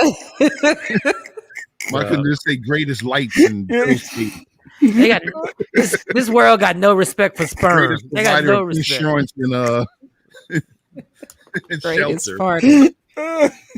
That's hilarious. That was a Father's Day gift. Oh man! And they bought the gift thinking he was gonna like the gift. For those on the IG Live, Jay Black's going on right now. He's got a shirt that says "Greatest Farter" instead of "Father." And the funny thing is that when they gave it to him, they're gonna like he's gonna love when we give this to him. Actually, because they would never give a mom a shirt like that. Like imagine if you gave a mom a shirt, master of the menstrual cycle. Like if you gave you gave your mom some craziness. greatest yeast infection haver. Like it was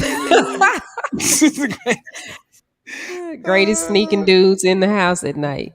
Yeah, greatest sneaking dudes thinking the kids are asleep.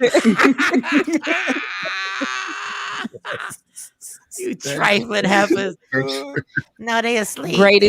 Greatest talking to the coaches at my little league games. Man, listen. That is the funny. Yo, pet peeve. Setting up shop.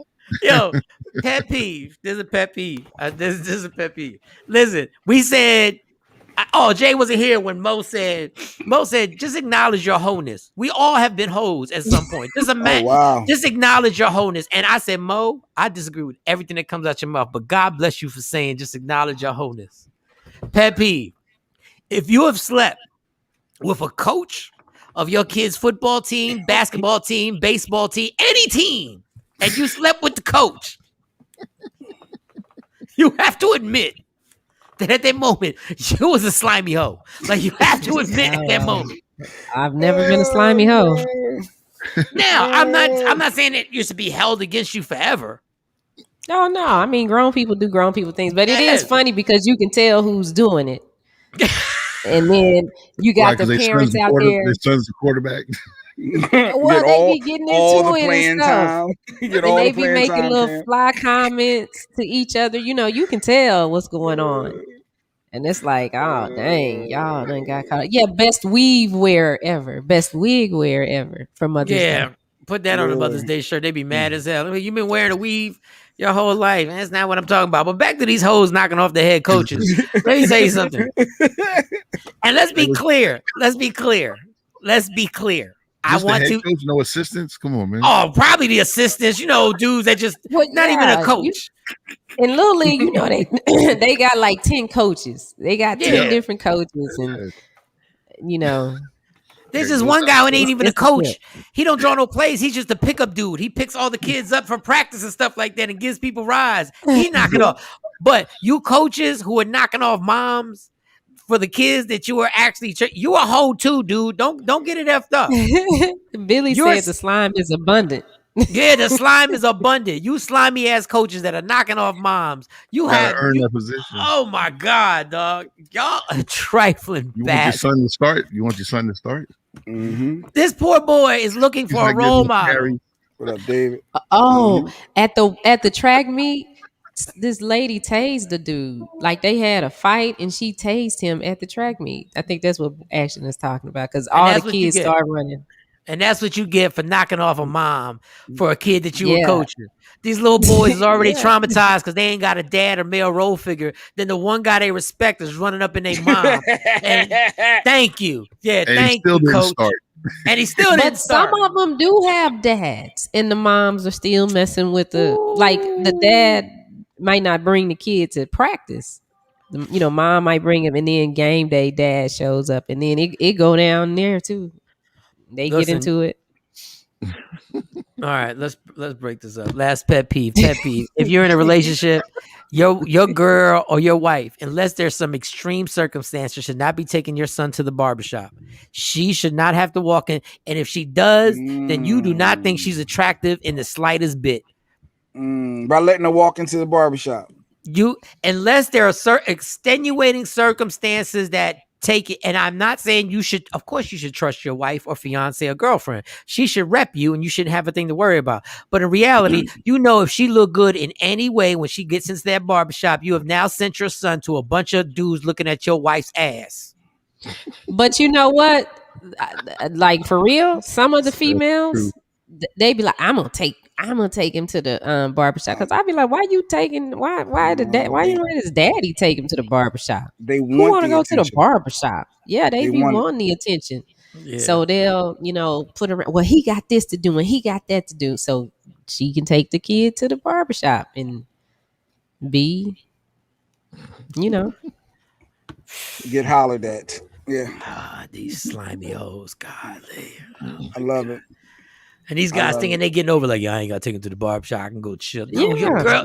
your girl's about to be a target. She's about to be, if she's dope, she about to be the topic of conversation. And now she's wearing a sundress. And she got this sundress. Yeah, a sundress or some damn yoga or some yoga pants or some craziness. Yoga pants, t-shirt too short. T-shirt too short, showing her stomach. Her flat ass. Yeah. No, you dumbass. Now you go in the barbershop getting your hair cut, and that's why, man, my chick will never see the barbershop ever. And then at the barbershop, you can get your eyebrows done because they do that and they do facials. So some women go and do that. They get right in the chair for that. You'll never see my chick at the bar, and if you do, I ain't want to be grimy.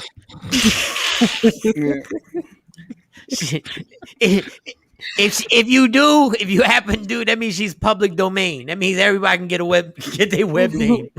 All right, we're gonna take this break. Come back. Jay Black got to take his prescription medicine that is legal. And we'll see if he makes it back. I don't know if he's gonna make it back. I am stiffing up. He's stiffing it up like a mom. I'm trying to mumbling. You're mumbling. He's mumbling to himself. Take a break. Take a break. I was about to say something we should hit on too later. What? I don't even know. I might not be there because you were talking about relationships. During this time I was down, I got introduced to Kevin Samuels. I heard the name. But I really, wow. I think I like the dude. I think I like the dude. Serious, very serious. I've been all in, but because some stuff has come out about him, honey. Get him on the show. If you can get him on the show, let's get him on. But I didn't know if we was gonna go down that relationship road and the women and the men, and I said I might not even be here for it, so let me not bring it up. But I couldn't resist but to mention it when you said it. Sidebar, but. Yeah, let's come back and see. Like you said, we got Future, got several things to hit on, but I need some ice. I need some medicine right now. Let me shout out Jay Phillips live, comedian Jay Phillips, funny as hell. Okay. Always on tour. Hey, Jay Phillips. Jay Phillips is funny as hell. You are. Hey, Jay Phillips. What up, Jay? All right, y'all. I'm gonna shut down the Instagram. Take a 5-minute break. Come back. It's Michael Shawn and the Takeover Legends. Yo. Hey, yo. It's gonna be a hot summer. Cause we back at it, man.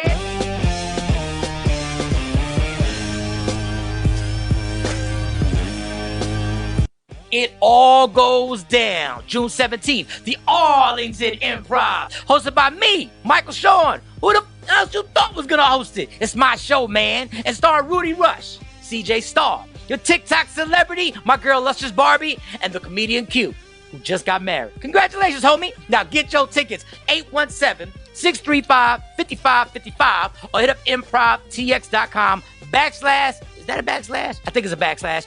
Arlington. Or it could be real simple in your life if you tap the link in my bio. June 17th, the Arlington Improv, the Laugh Out Loud Comedy Show is back. It's going to be a hot summer. And it's all powered by the Breakfast Brothers. Yeah!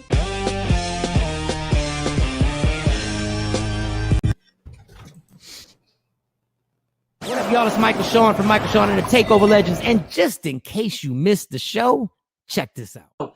I've woken up in jail a few times. And what was the lowest point where you were like, I don't know if I can get out of this? Like, what was the lowest point in your life where you're like, I think I've screwed up so much that I can't lift myself from this guy? Well, it had to be when I was in jail, and I had a new baby. And I was in jail for months for bank robbery. And I'm doing a documentary. Y'all think you know, but you don't really know. No, we don't know. Go ahead. So I was in Twin Towers Correctional Facility. Here's what's crazy. Now follow me with this. I did a movie called The Rock. Remember I told you did The Rock? Right. Uh-huh.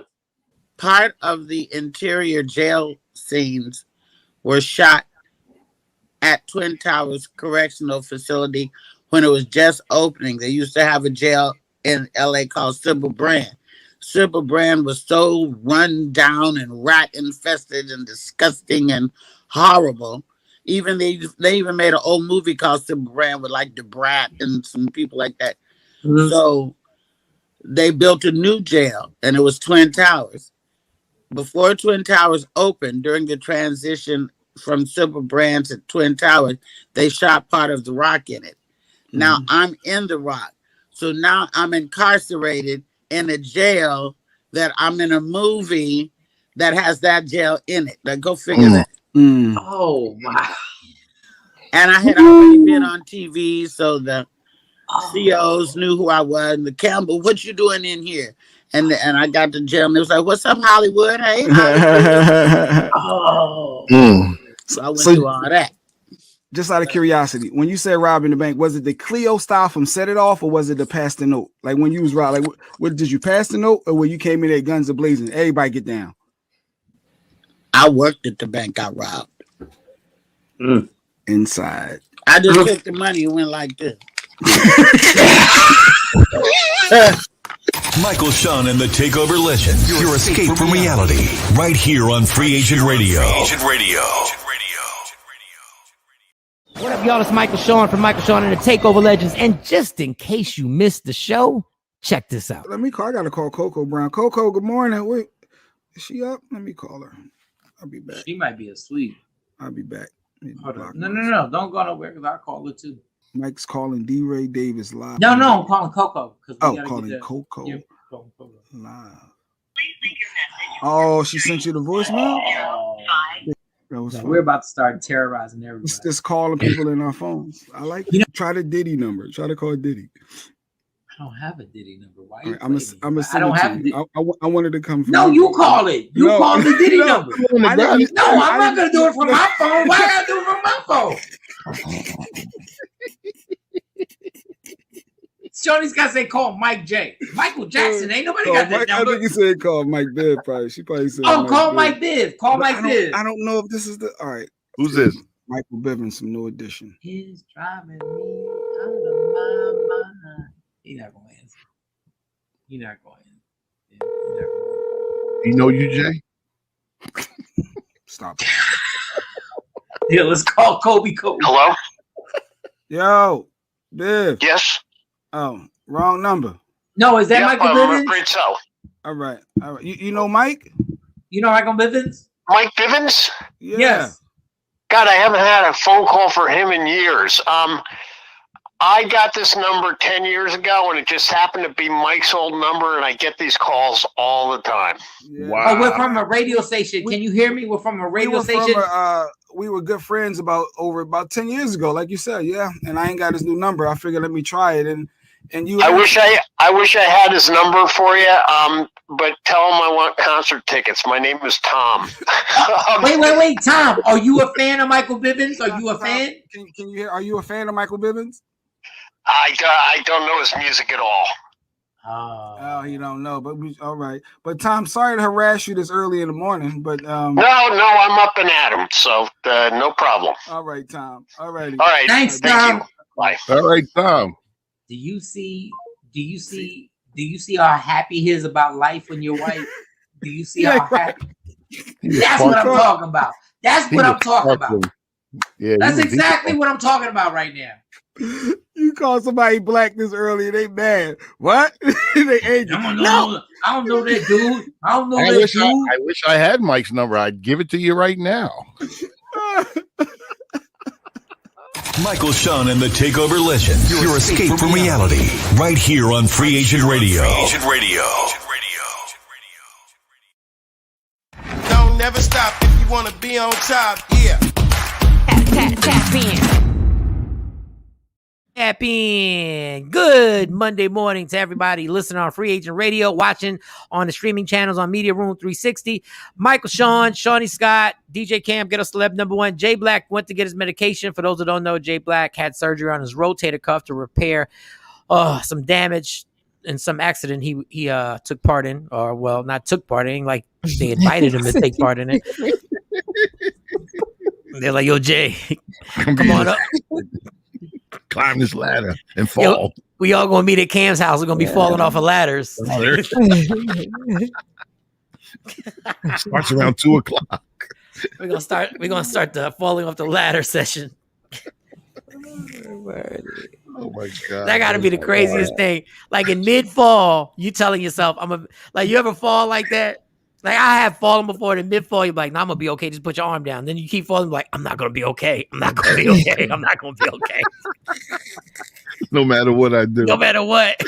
This is gonna be bad. This is gonna be bad. Oh man, let me get this Instagram thing going. I should always do it earlier.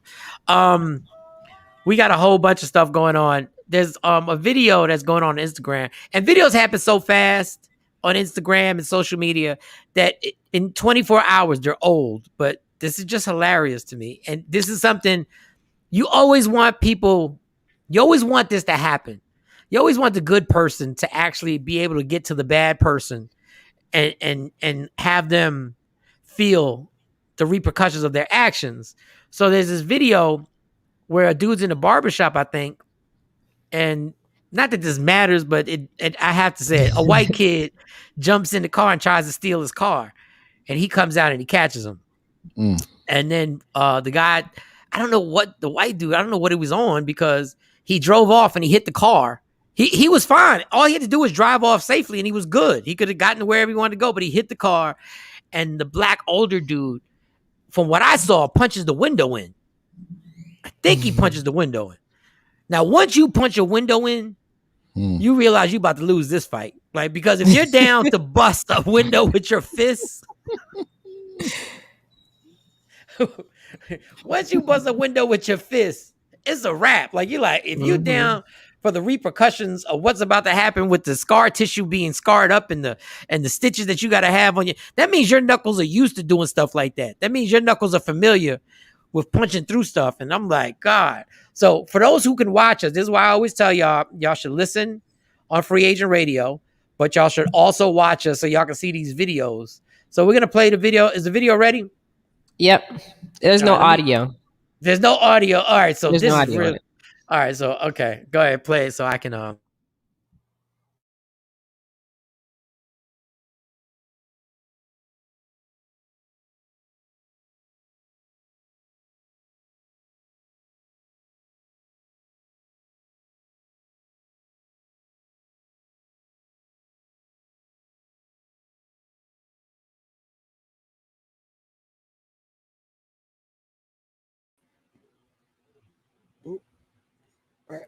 six. It's like he's pumping the tire. Well, hold on. Let's hold on. Let's count. Hold on. I counted at least 11 without the initial punch through the window. I counted 11. Here we go. 1, 2. Oh, we can't see it. 3. We can't see 4, it. 5, 6. It's behind you. 7, 8, 9, 10. 11. Yeah, I counted 11. He got 11 off. He got 11 off. And well, his ass should have. That's why I stopped stealing cars. See, that's what happens nowadays. You can't be stealing people's cars. I learned at a young age, don't do it. Stop that.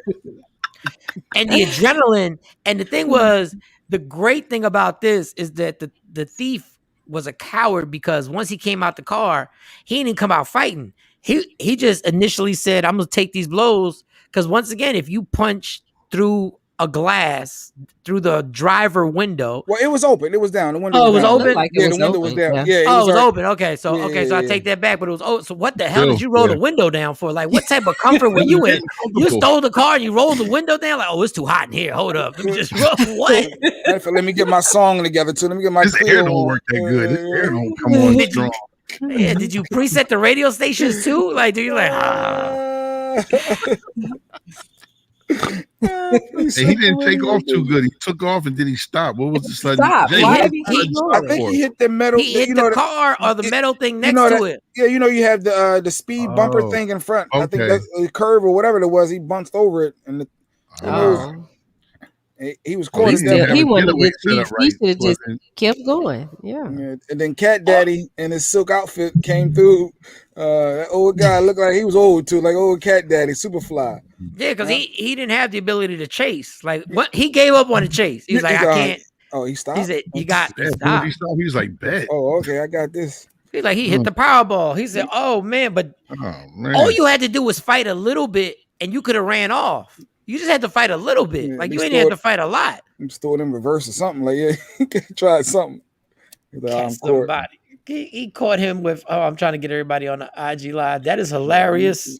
I don't even know where my phone at. That's that joint. Everybody want to fight till they get hit. You don't know where your phone is? You get hit right. I can't believe that. You try and get away. Exactly, Billy. Like Queen Latifah and set it off. Yeah, with Cleo, she had to get them CDs popping before she took any car. Hold up, we ain't going nowhere. No, it was on this I weekend need my too. ride music. You gotta be kidding me, man. He threw. I give old school credit. He can't chase you, but if he gets you, boom, it's a wrap. And he didn't let up. It wasn't no like 1-2. He said, "Nah, I'm gonna show you." Things rolling. You getting all this, yeah. He gave a new meaning to beat you like you stole something. Yeah, beat you like you stole something. And he must have felt that skin on his knuckles, and it felt good. Like, yeah, I got it. He wasn't even hitting like, if somebody block a punch, you feel other skin. No, you felt the cheek. And you were like, oh, I got it. yeah. He was testing his rotator cuff. He said, he was it's still testing it's working. Good. Let's go. And what they always say, when there's no resistance, there's no resistance. I might as well just keep beating the hell. But then, with that being said, I don't know if we had the video, but we'll tell the story. A young man gets called the N-word by a 70-something-year-old white dude. And wait, is this the Dunkin' Donut employee in Tampa? The Dunkin' Donut. You got it. You said you don't have that. No, she don't have a video, but so he gets called the N-word and he knocks dude out, bangs his head on the ground, and so it's a buildup. So the guy was in the drive-thru. It was taking so long. So the older white guy got upset. He came, said some racial slurs, then came in the store, said more racial slurs to the black dude, and the black dude said, "You said one more time, I'm going. This is on." And the white dude, he said it one more time, and then the young black employee swung on him. Turned out to be his last time. Knocked him out. The dude fell, and his head hit the ground when he fell. And because of those injuries, the guy died in the hospital like 2 days later. So now go from terroristic threats, racial slurs from the white guy to now this young black dude facing murder charges. Well, and y'all don't listen to me. And y'all I'm not even going to reference when I said that a few weeks ago. In my new laws, I said you should be allowed, somebody call you a racial slur, you should be allowed by law to get 5 licks, 5 punches. See, he wouldn't be in trouble. If he's got a good lawyer, I don't think he'll still be in trouble because there's no way. It's assault. We ain't no good lawyer. It's assault. If you get a good lawyer, because once he runs into the Dunkin' Donuts, you can say I felt threatened. Yeah. Yes, you know why? Can't. You know why? And because he initiated. He warned the guy. He said, "If you say it again, I'm like, this was all premeditated." He could have walked away. You can't say, "Yo, you said one more time." No, he's wrong. Look, the guy who killed my best friend got 6 months in the same exact situation. Now you gotta get all serious. No, I'm saying he got 6 months. If you have a good lawyer, you can get off on this. Now, if he can't afford attorney and he has that public defender, there's a good chance he's gonna spend some years in jail, which is unfortunate. He didn't have an opportunity to walk away. I didn't say he didn't. He came in his job. Yeah, he actually came in his job threatening him. Mm-hmm. And then he said to him, "Say it again and watch what happens." Like this was all no. Yeah. You can't. You can't. If you coming at me with a weapon or something, and I say don't take you don't take no more steps. I'm just saying. Okay, but still, he don't know. He doesn't know what he got in his pocket. He don't know if his wallet is a gun or he don't know. But I know if I say to you, the drive-through and came into my job, and I threatened you, and I wasn't scared because I threatened you. So if I was so worried, why am I going to threaten you to say something else? Say something else. Say it again. Well, the lawyer's just going to say we didn't know what that old man had in his pocket.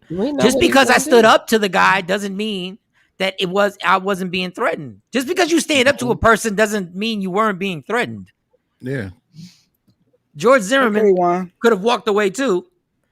I'm just saying you got to have a good lawyer he felt threatened. Yeah. If I have a gun, I say, don't step away from me. Don't step any closer. They're going to be like, he still felt threatened, even though I pulled the trigger. I told you, don't come any closer to me. I feel uncomfortable. You're going to have to get a good lawyer for him to get off. Where's Leah Frazier at? Leah, wake up. Let's start a GoFundMe. I don't want the young man to go to jail. I need a lawyer. I need our lawyer on the show. Oh no, yeah, a GoFundMe. Is that a good time for a GoFundMe, Mike, to help with his lawyer fees? Because Mike always against GoFundMe and black. I'm always against GoFundMes. I'm just like, what is the reason? I'm against GoFundMes too, but in this situation, I would, so he doesn't have to go to jail. No, he going to jail. Because if it were the other way around and he walked in, it was the black dude that hopped out his car and came in and called the white person a whatever, then he would be, they wouldn't care. Grandpa wanted that smoke, so he came in the store. Mm-hmm. That was the last time he said the N-word.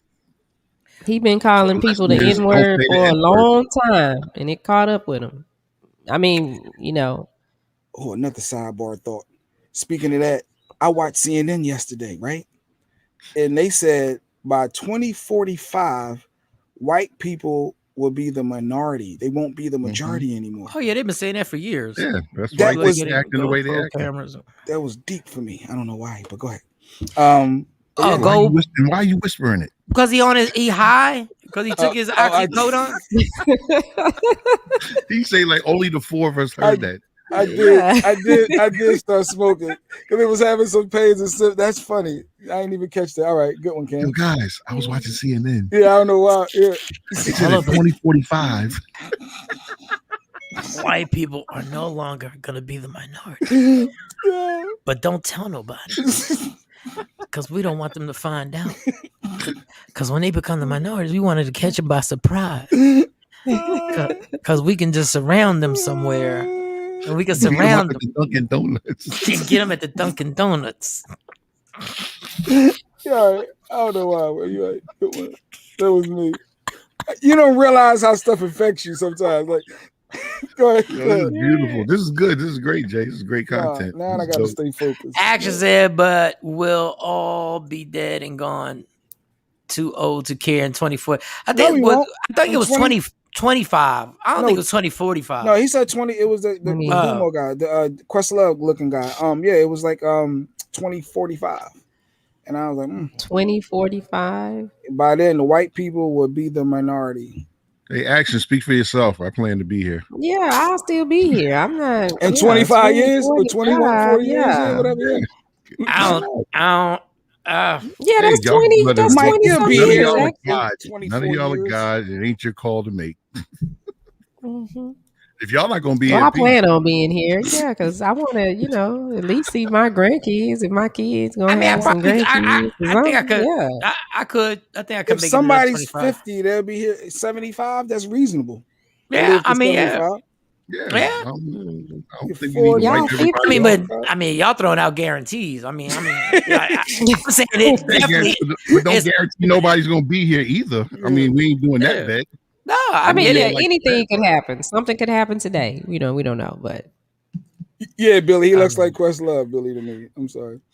So no disrespect to the Cuomo. Yeah, he does a show on CNN. I watch it. Yeah, no disrespect. Yeah. Kumo looks like Questlove, the white guy. No. There's a black guy who has an afro who does a show on CNN.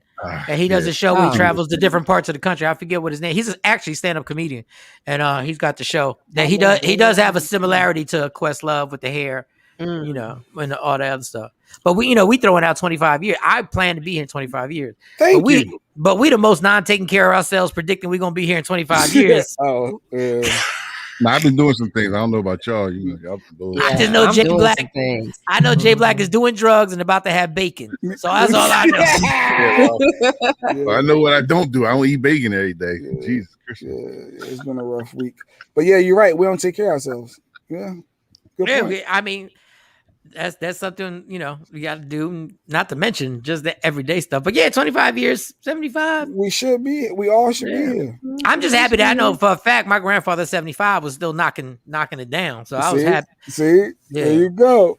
He's in my genes. God bless. Go ahead. Senior citizens having sex. Ew. That's what I'm talking about. I plan to be right. I plan to be right. Shoot. And they said people that are single live longer too. That's what they say. So that's what you going for, Cam? I believe that. Oh well, I'm gonna be here forever. I'm gonna be here forever. Then that's the case. She gonna be rocking. Shawnee's still gonna be getting them damn text messages. Like, what you doing? About to hop in his Uber, daddy. About to hop in his Uber. Billy said J Black Shoulder gonna still be brand new in 2045. Yeah. Be throwing like a 25-year-old. Mm-hmm. Swinging. Throw them bows. Tommy John surgery. Wow. The 75, yeah, we gotta get it right. Yeah. Oh, did I ever tell you the time? My mom gonna kill me. My grandfather almost caught a sexual harassment charge on the nurse that was taking care of him. Oh wow! So he was at the nursing home having sex? No. He was at my mom's house, but we had a nurse that would come. Would come to the house. Yeah, she had to wash him, and and yo, I still to this day charge already. Yo, I still to this day don't know why everybody was so mad. My grandfather was in his late 80s at this point. Like my grandfather was in the bed, he'd have to get it, and then I guess he said something like she was washing him up. He was like, "Ooh, it feels good," like something like that, like something feels good. Like, and she ran to my mom, and she was a nice lady, but she ain't had to snitch like that. She went snitching. It was like 89. Like, what's he gonna do? Like, at the end of the day, why ain't you just finish? Like, why you gotta be so just finish? Like, the man was. She was like, "Yeah, that's uncomfortable." I can imagine that would be uncomfortable. You know how much money she would have got extra from me if she would have done. I'd have literally tipped that. I would have literally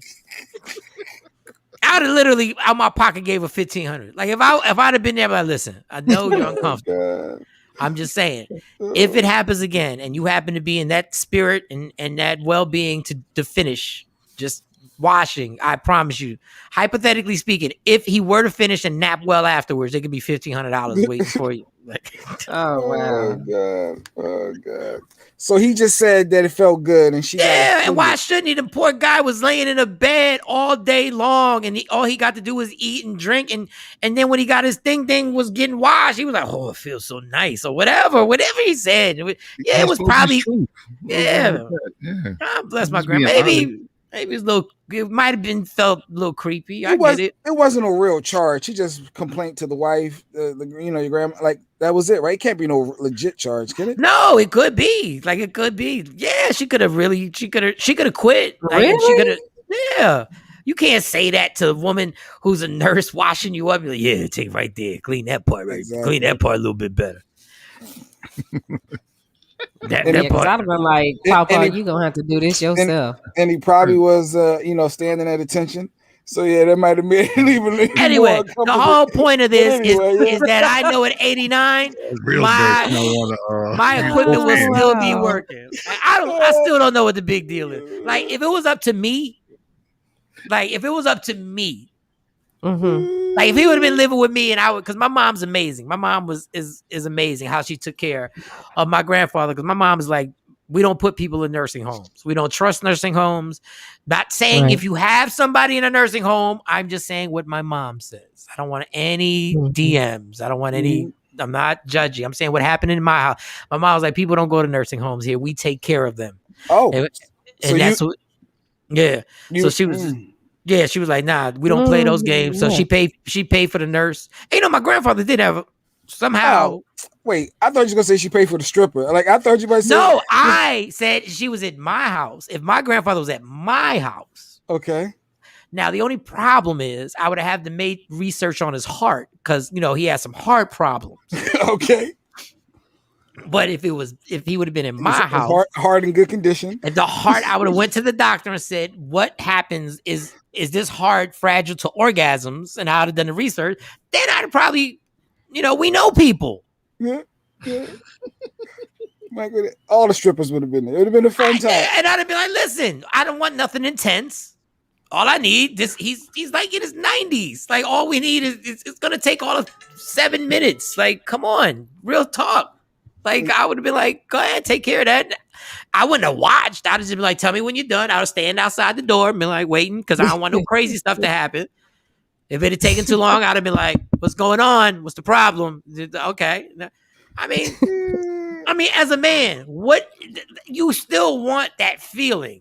Like, that's a good feeling. You want that feeling. As long as it doesn't put his health in jeopardy. I hope my mom's not listening right now. God, I hope she's not listening.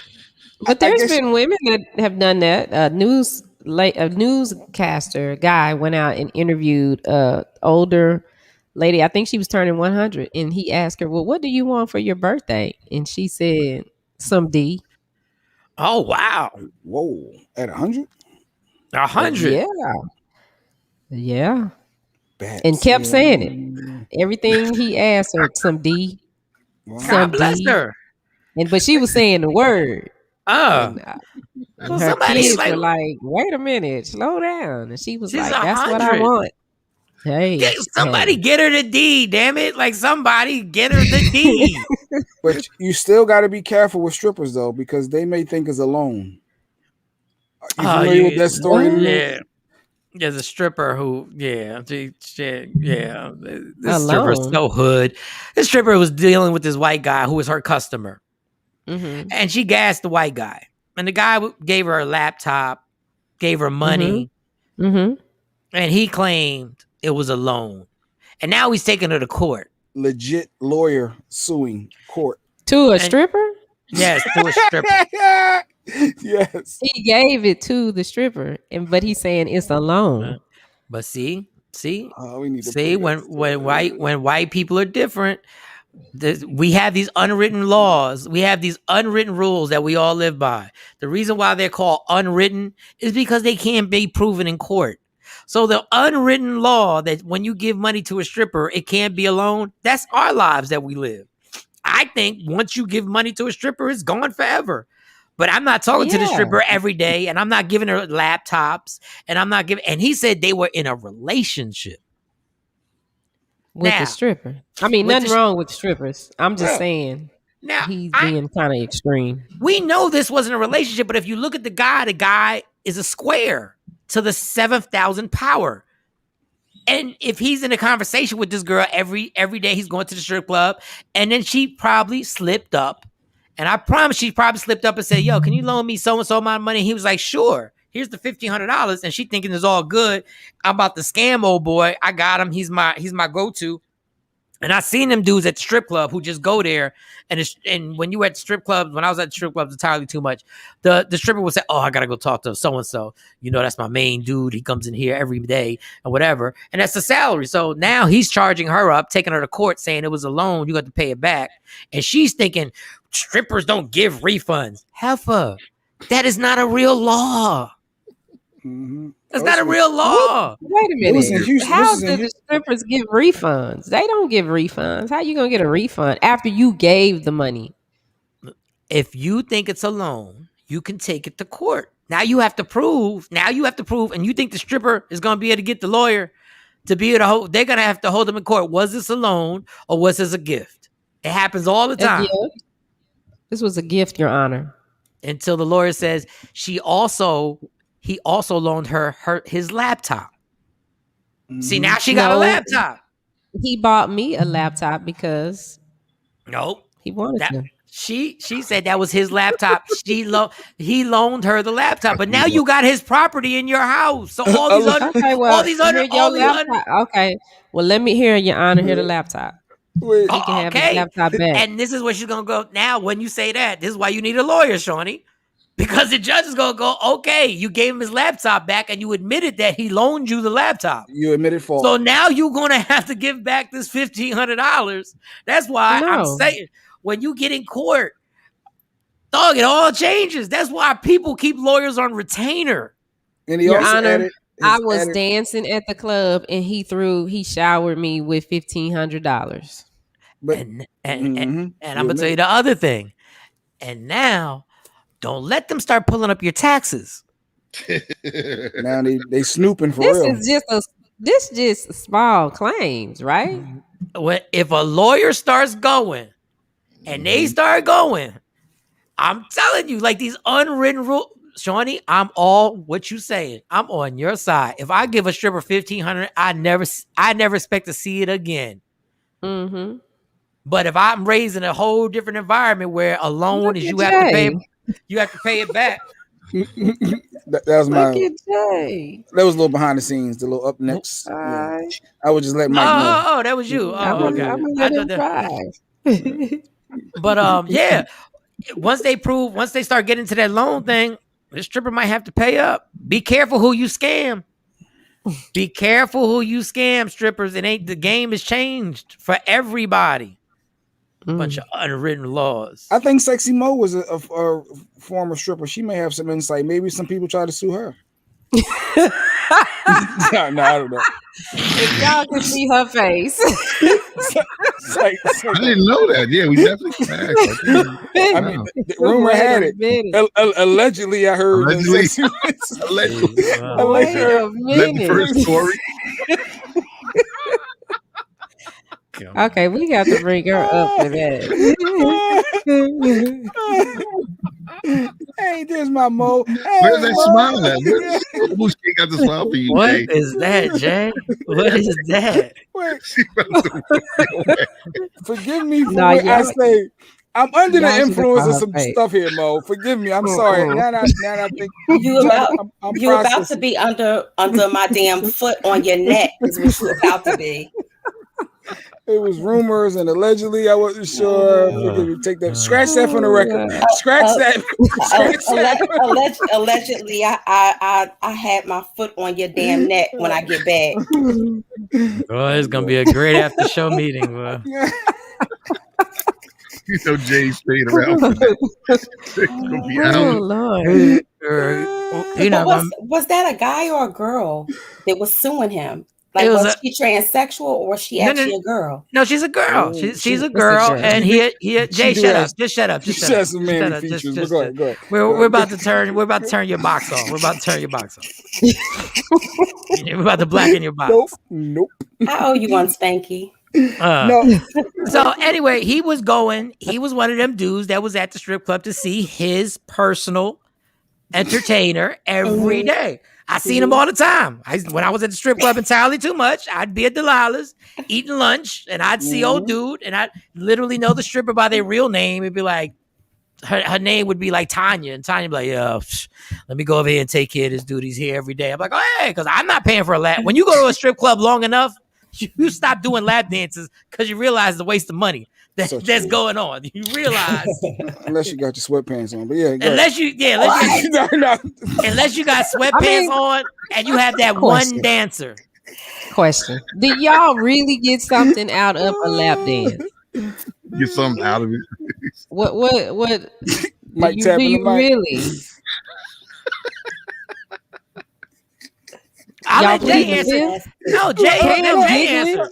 No, Jay want to be all open with it. Go ahead, Jay. You ever get something? No, what? I need to refocus. No. You have a Busta Rhymes on a. I don't think. Wait, is there y'all really be getting off a guy that on has that? never?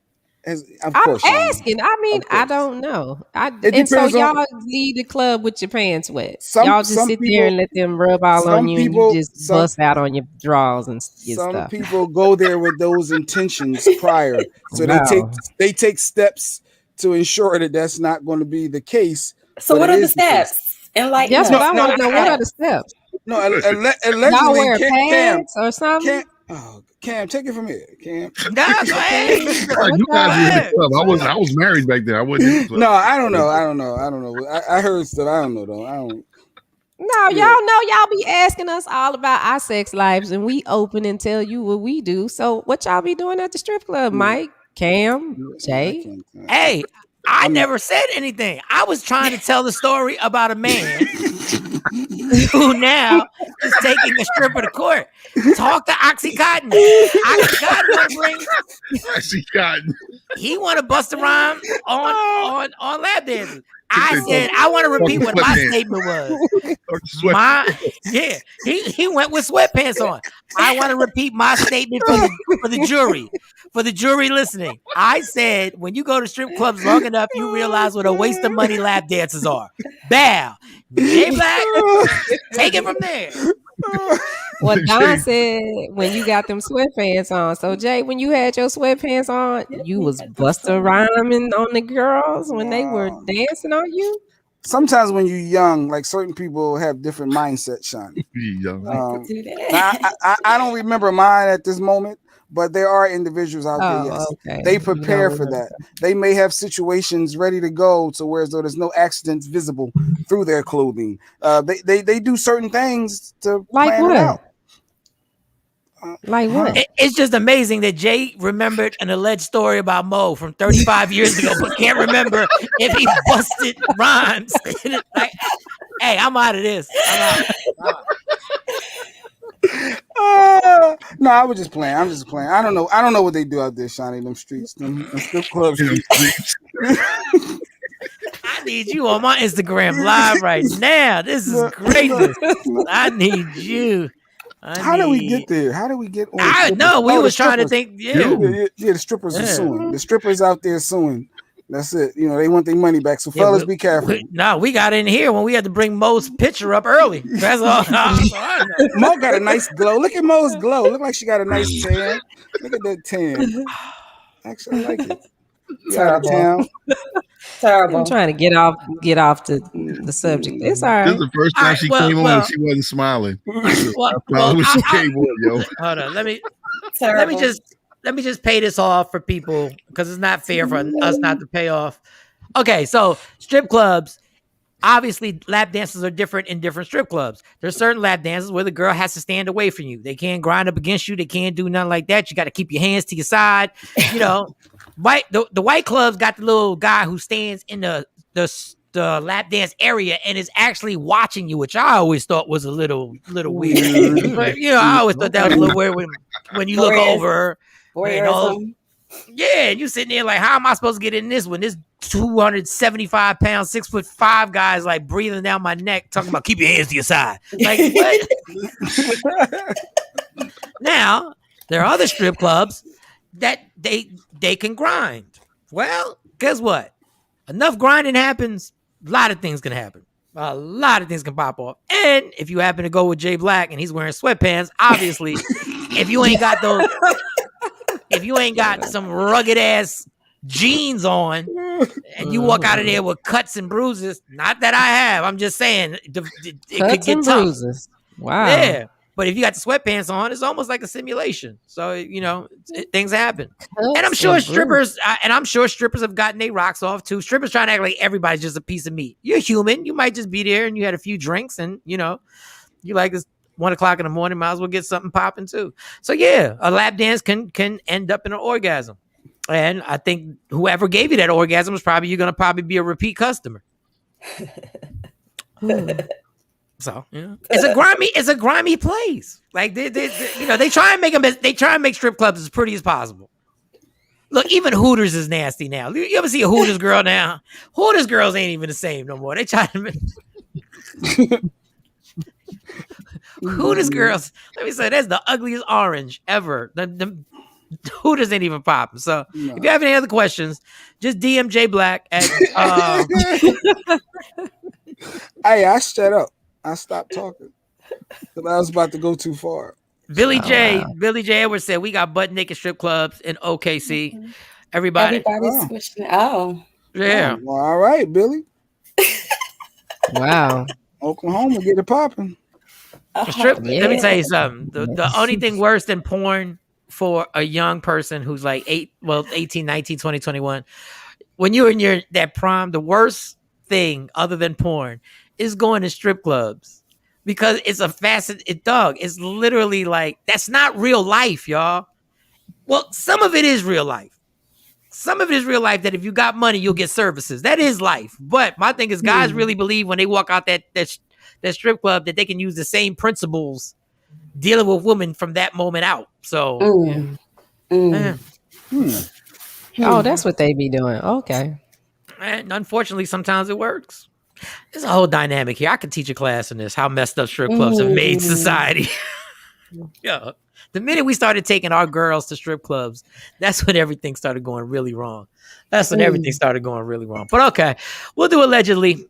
And Mo, it's like a date. Yeah, when we started making that a date, we going to a strip club to get steak and lap dances. See, that's when a problem began. And listen, I'm not saying I wasn't been on no date to the strip club. They say, what's that strip club in Atlanta? They got the best wings. Oh, the one that Lou Williams went to. Oh, I'm trying to get you on here. Look, when he left the bubble.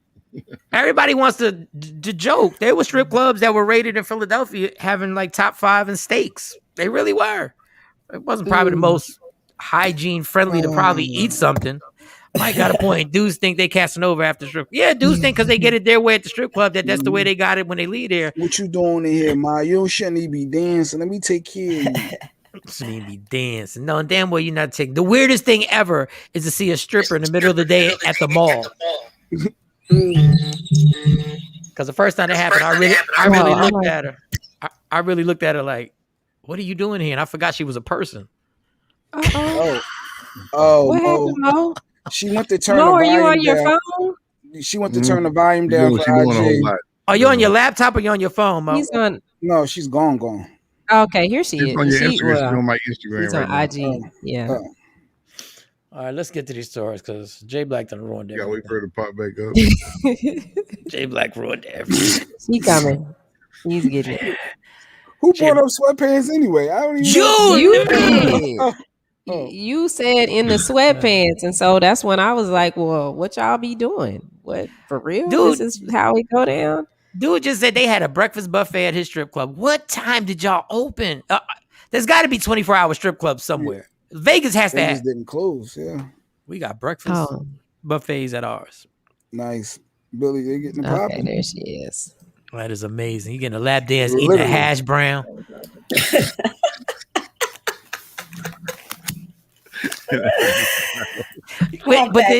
And this is why guys need older guys in their lives to school them, because when you first go to a strip club for the first time in your life, it is traumatizing, especially when you go to one that is an all nude one and you've never been in a place where every chick is naked. You need somebody to school you and be like, listen, son, relax, take your time, relax, don't overdo it. Why is it traumatizing though? Girl, they never seen titties before. Tatas. No, but tatas. Normally you have to work. You have to work to make that happen. You have to connive. You have to be like, girl, and now you just walk into an area but everybody's naked and you're like, yo. Especially if you young, because I wasn't even old enough to be in a strip club when I went to the strip club. And I said, wow, I never want to leave. Turn your volume down, Mo. Cell phone. Leah Fraser said they did drive-through strip clubs when the pandemic first broke out. I heard about the drive-through strip clubs. Like, that's weird. Because you just drive and they just lap dance in front. That means you really get no sex. So no touching, you just visual. Wow. Yeah, you in the car. They were standing up. They were doing that in Dallas. They would be in front of the strip club and they perform right there and the men would drive up or whoever. Let me tell y'all something. Let me tell you. A drive up? Yeah. Like website. a drive-through? Yeah, they said first, Leah said Texas' first drive-through strip club had 2-song limit on the drive-through. You get 2 songs. What if they get in your car? You just look at it. I don't know. So they could only sit there for 2 songs and then they had to go. First of all, that's a good. That should be around. That should be the rules anyway, because that song thing is dangerous. Don said, I took my man to one for the first time. He lost his mind. I'm telling you. It's something you need a mentor when you first go to a strip club. You need somebody to talk to you. Like a tour guide? Yes, and be like, listen, this is not real life, yo. Let's be clear. There's 25 women walking around butt naked. And they all like you. Yeah. Let's be clear. Your shoulder. Yes. Grabbing your waist. Like, yes. Hey, what are you doing? Hey. Yeah, I want to hear Cam's story. Cam opening up. Okay, what happened, Cam? No, I'm saying it's not about me. It's not. We're talking as a collective unit. Yeah. Okay. All right. Yeah. I thought maybe you had an experience or something. Fun. Let me say 2 things. One, I'm not advising this to women, but if I was a woman and I was bad as hell and my body was right, You think I wouldn't be going up and down that pole making 2,000, whatever? If I'm not talking about the regulars. Every stripper ain't making a gang of money, but there is a way to hustle that thing up. Number two, I was at a strip club so long and went to the strip club so much that I remember this woman talking to me about her domestic violence situation and how she had to take days off because she was getting hit. And we literally would talk. I never got a lap dance from this girl. We literally would talk to the point where she would show me pictures of her kids. Oh wow! It's therapy at that point. Yeah. I was gonna say that's therapeutic at that point. That's how it turned into. You go too much. Like you can't be at a strip club that much, y'all. You just can't. Can't be a regular. I had a friend that we all know. We're not gonna say his name. That we all know that would go into the stripper dressing room. Now, who does that? Like, who was able to walk into the stripper dressing room and chit chat? Y'all all right? Y'all want some sandwiches or something? Okay. The same person, the strip club we went to had an upstairs and a downstairs. The upstairs was obviously VIP, but the strippers would slide down the pole, which is kind of dope. Would slide down the pole all the way down to the main floor, but they would start at the VIP. Well, we was drunk as hell, whatever, as usual. That ain't no shop. And this son of he got on the pole and he spun down. He spun down. And he wondered why we got thrown out. What are you doing? Like, and he spun like a regular stripper. He didn't spin like a fireman, like go straight down. No, he was like shoom, shoom, shoom. And the only reason I kicked out because my drunk ass decided I wanted to look. So I went close to the pole to look down and see if he had actually twirled his ass down. Next thing you know, I'm getting scooped up. Both of y'all gotta go. Yeah, we both gotta go. Y'all both get kicked out. It's not a good place, yo. It's not. If my body was right, I'd be on the pole. I ain't gonna even lie. Girl, there's no way. I know. But right. Yeah. Sketched everywhere. Sure would in this day and age. Let me stop lying. I ain't even gotta be right. If there's a part of my body, right. If there's a part of my body that gets a lot of attention as a female, let's say the butt or the breast, or you got some sexy legs and a flat stomach, you can have some lovely breasts and your stomach ain't gotta be flat. Ain't gotta be flat. It could be a little squishy. It could be a little gut. Yeah. So, Shawn, are you doing it for the money, just for the hustle of it, for the pandemic aspect? Because you said you're doing the money. Oh, okay. Yeah, I have an amount that I would like to make, and once I hit that amount, then I'll be out. But just like anything else, a strip club is depressing because you'll see the ladies that are still stripping that are past they passed. You over that hill, and you feel like bad. OG. What's old girl named OG? Mm-hmm. OG. She don't even know. She was stripping for a long time, and she was still stripping in Atlanta nightclub. But she looked right. Her body, she older. It's kind of like the strip club in Atlanta. Basketball wife, OG? No. She's a mother. No, not OG from Basketball Wives. But she it's a strip club in Atlanta for strippers who are out of their so-called stripping prime. Yeah, it's the senior tour. Wow. And so, wait a minute, what's the name of it, Mo? So they're about. I gotta get the name of the strip club. It's in Atlanta, and it's for strippers who are out of their prime. Like they still look right. But everybody know, all right, you can't be out here with the 20-year-olds, or you can't be out here with the 18-year-olds, but your body's still right and you still good in the club. So you go to this certain place in Atlanta to dance. All right, get to the story. The AC, the strip club AC. It's AC? Like the urban AC. No, I'm saying adult contemporary. Adult contemporary strip club. Like the format of music. Oh, that's hilarious. Yeah. 25 to 54. Oh yeah, Are we demographicing strip clubs now? What demographic you want? There's some raunchy strip clubs out there. If you go to a raunchy strip club, it's like going to a disgusting buffet. You'll never go again. Like if you catch the right one, you go to a raunchy strip club because you can't count on strippers to be like have great hygiene. You can't count on them. You just can't. It could be real. It could be. It could be real, like, you know, it could be disgusting. That's why I can honestly say I ain't been to strip clubs in years. I ain't been to a strip club in years. I wouldn't even know how to act. I think I'd be giving these girls advice, handing them books. Trying to find a menu. Like, wait, where's this QR code? Yeah, how do you... All right, go ahead. Yeah, I'll start taking my phone out. Like, who? Let's call you some help, girl. Come on, let's get you out of here. Nah. All right, go ahead. Do a story. Now, y'all, I got to disappear for a minute because I have to get out. But go ahead. I'm coming right back. But go ahead. Do the stories. And Jay, just be careful. You're under influence. Be careful. So while Michael Shawn is out, let's hit Malik Beasley. Now, I told you guys, you know, Mike is tired of the story, but I told you it was going to keep unfolding. Well, you know, he's been on bended knee, apologizing to his family for stepping out with Larsa Pippen. And of course, I think it's because he needed somebody to help out with his JPay. You know, he just started his 120-day sentence from 120 days. He pled out. So what happened was, you know, there was a family was walking by, I guess, on his property. He came out with a gun, told them to, you know, get that bleep off his property, chased them. And so he was arrested, of course. The family and the people who trespassed on his property were not. Mm-hmm. And so they waited. This happened in September of 2020. They waited until basically, I guess with his plea deal, they let him finish out the season.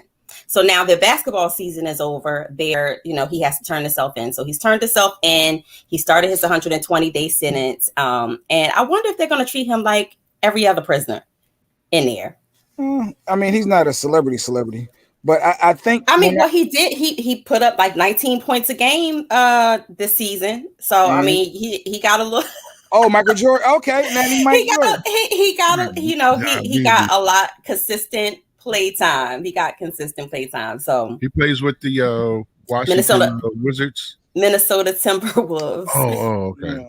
But I think my wife we was talking about the story because I noticed when he apologized, it was in a public setting. She said, "Oh, it makes sense now." Yes. He only did that because he needs her to hold him down while he's locked down because Larsa's not going to be there. So he set this up, and I was like, "Oh, he planned ahead. That was very smart." Mm-hmm. Right. And me go ahead and publicly apologize, and I know you're going to be here for me. You know, baby, I made a mistake. I'm sorry. Let's get through this. Now I need you. Wow. There you go. I need that care package. He need that JPay. Now it's JPay. Everything goes through JPay. Yeah, you said that earlier. It's called JPay. So you write your letters, you send your money, everything through JPay. It goes to their account immediately. You can do video mail, all kinds of things on JPay. JPay. Okay. It's called JPay. Mm-hmm. Okay. I think I see Mike. Mike Okay, there he is. Hey, I'm ironing this shirt, so keep my mic on. I gotta iron this shirt. Okay. I gotta do this, so keep my mic on. I don't know why these young boys, like, if you go to jail, and why is he keeping her around? Just get free now, homie. Just get free. Do that 120, and then you'll be single again. Well, it's no more people sending you money orders or anything. You got to actually sign up for a JPay account. So somebody got to care about you to sign up for a JPay account. Put all the information in. Use their credit card. All he has to do is give the money to his lawyer, and his lawyer can set the whole thing up. What are you worried about? Maybe his lawyer ain't going to be writing him in red ink and putting his stamps upside down and showing love. Man, if you don't do this 120 days and put $10,000 on that JPEG or whatever, and just you can only put a certain amount on your JPEG at a time. You can't just wild out and throw 10 G's on there, 10 stacks. That's not how it works. These little boys, if you need somebody to hold you down like that, then you shouldn't have been wilding out. Facts. But we don't think about that in the moment. It's 120 days for somebody who in and out of jail. They could do that, with their eyes closed, standing on their head. But somebody who's never been in that environment, especially if he's not getting special treatment, that could be, a little that could be intimidating, scary. I'm pretty sure he is, he probably is tripping. He ain't about that life. How many months is he don't come from that. 4 months. What was his charge? 4 months, Jay. 4. Okay. So it stemmed from him pulling a gun out on a family who trespassed on his property, and so nothing happened to the family. His lawyer had him plead out to a lesser charge for them to drop the felony drug charge that they were going to attach to the gun charge and the assault or attempted assault. Oh, okay. Yeah, so both were felonies. Both were felonies, Michael Shawn. Both of them were felonies. But they moved that out, and so he has to do this 120-day, which really to the lay person, they wouldn't have gotten that. It probably would have been worse. So I think some ass had to do was play basketball. Jesus Christ! All you had to do was play basketball. That's all you had to do. Shut up and dribble. Yes.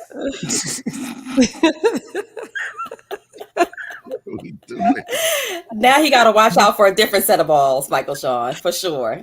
This is ridiculous. I'm sitting here ironing my own shirt, dog. I'm ironing the shirt, and we waking up early in the morning doing a morning show. Your ass just can't play ball and make millions of dollars. Jeez, all right. I ain't got no starch. Go ahead, y'all go back. Right. Starch. So anyway, I didn't even know they still made starch, but yes, they make starch. Yeah, I like my shirts being starchy.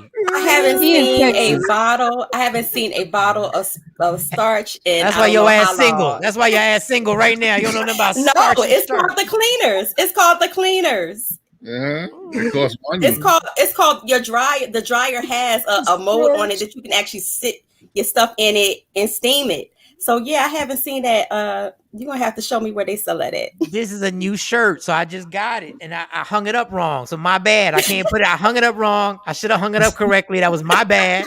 I hung it up. It was rubbing against other shirts. You ever have your shirt rub against? And it's a brand new shirt, so you're not supposed to have your shirts rubbing against old shirts. And now it wrinkled. Because I got them old shirts in it. My bad. Go ahead.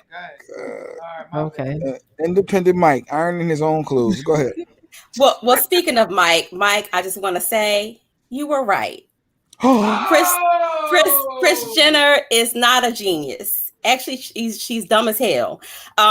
She has been swindled and bamboozled by this contractor in a sum of almost $10 million, and she got Khloe's money tied up in it too. So they contracted this contractor. Khloe did a background check on him first, and she was like, Mom, I don't think we should go with this guy. He looks a little shaky. Kris Jenner went ahead, full steam ahead with the guy. I don't know how he got their deeds, but they're saying that allegedly he's taken off with the deeds to the property and about $10 million. And then they still have unfinished work. The project is not done. So they have it on this, I forgot how many acres it is, but it's a large compound in Calabasas, like in the farmland of Calabasas. So they're out of money, and she's talking about, I'm going to sue. Pretty much, you're probably not going to get your money back. It's so hard to sue a contractor when they're shaky, they don't have license or legit stuff going on. It's so hard to get your money back from that. To be fair to Kris, the contractor wasn't really a contractor, but the contractor said he identified as being a contractor. Mm-hmm. That's cold. That's cold blooded. So, I mean, who would have thunk it? He identified as being a contractor. I feel bad for him. It could have happened to anybody, homie. It could have happened to anybody. Yeah, I still got wrinkles on the back of this shirt. It'll fall. Don't worry. It'll fall. Just hang it up in the bathroom and turn the shower on hot. Shut the door and it'll steam. Mm-hmm. Man, that's some. All right, y'all. I'll be back. All right, y'all.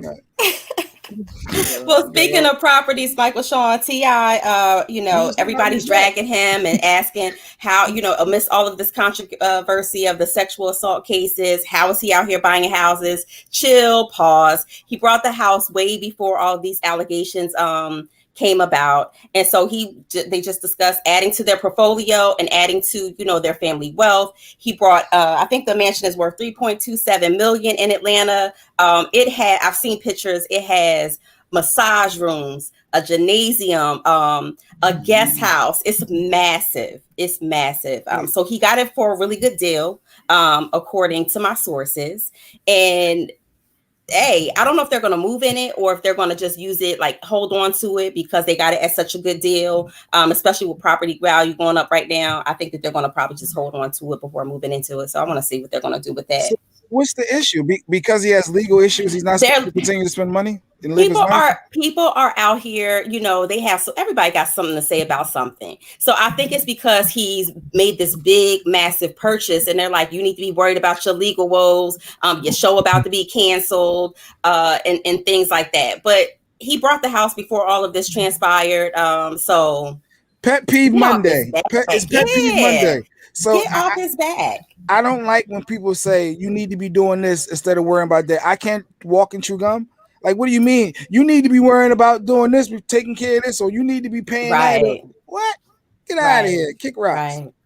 Right. Please tell me. There's like 2 different houses. Did he buy 2 houses?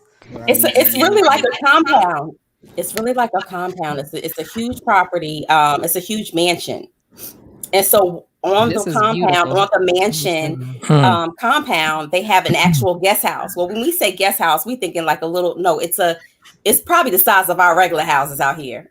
Yeah, look. Well, the guest house it is. Did you hear that, Mike? No, I heard you said you had a pet peeve of people telling you what you should be doing in certain situations. I have a pet peeve when people bring up an alleged story from 30 years ago about their coworkers. Goodbye. What? I can't. Look at that. I mean, that's massive. That is massive. I mean, huge. You can have your whole entire family live in that house and not even know that they're even there in the house. Now that's one photo they have for it, and then here's the other. So maybe this is the it's an entertaining house. Maybe this is the one that is the guest house. He's shaking. He's moving and shaking. He's keeping it moving. Yeah, it's nice. Congratulations, T.I. Yeah, but he brought so that there. Okay, so there it is. I like the other house better. That's the front view. I think that's the front view. That's the front. It's the same house. Well, the brick is different. Front of the house. Well, like that's that color, and then look at this one. So that's that one, and then here's the other one. Free Agent Radio, for those with the app, they just showing images of T.I.'s alleged home that he's purchased that he can't buy. $3.27 million mansion. See, that one is different. The color. Yeah, I take that one. Oh yeah, that's the one. Yeah, that's the one.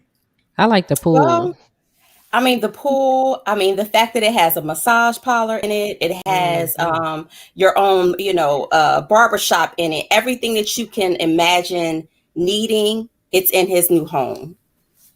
So I wonder if they're gonna, if they're gonna sit in it. I mean, well, they have their private. You don't want to go sit up in a barbershop. You have your private. I think that's his house. I heard it come with starch. So, it got starch. So they added it to their portfolio, Michael Shawn. They added it to their portfolio, and of course, it's definitely an investment because they got it at a steal. So they closed on it in 2020. This was way before all of this stuff was happening. So for me, I say everybody mind your damn business. Get off his back. I think it's great that, Black and brown people are out here snatching up properties like this. Mm. And for what they into, they guess house always has to be dope. Yeah. Boom. I'm not touching that.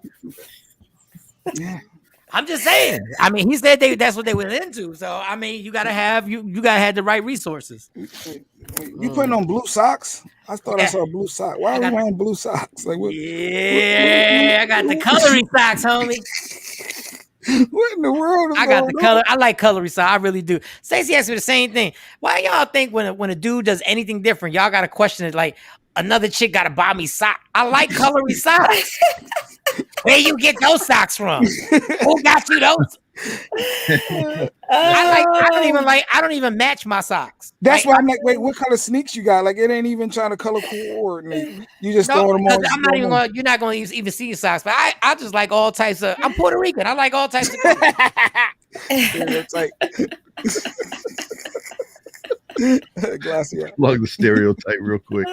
Real talk. I like colors all in my socks. I just like walking around. It puts me in a better mood. I don't know what it is. Like just regular black socks or white socks just bore the hell out of me. It just makes me feel vibrant.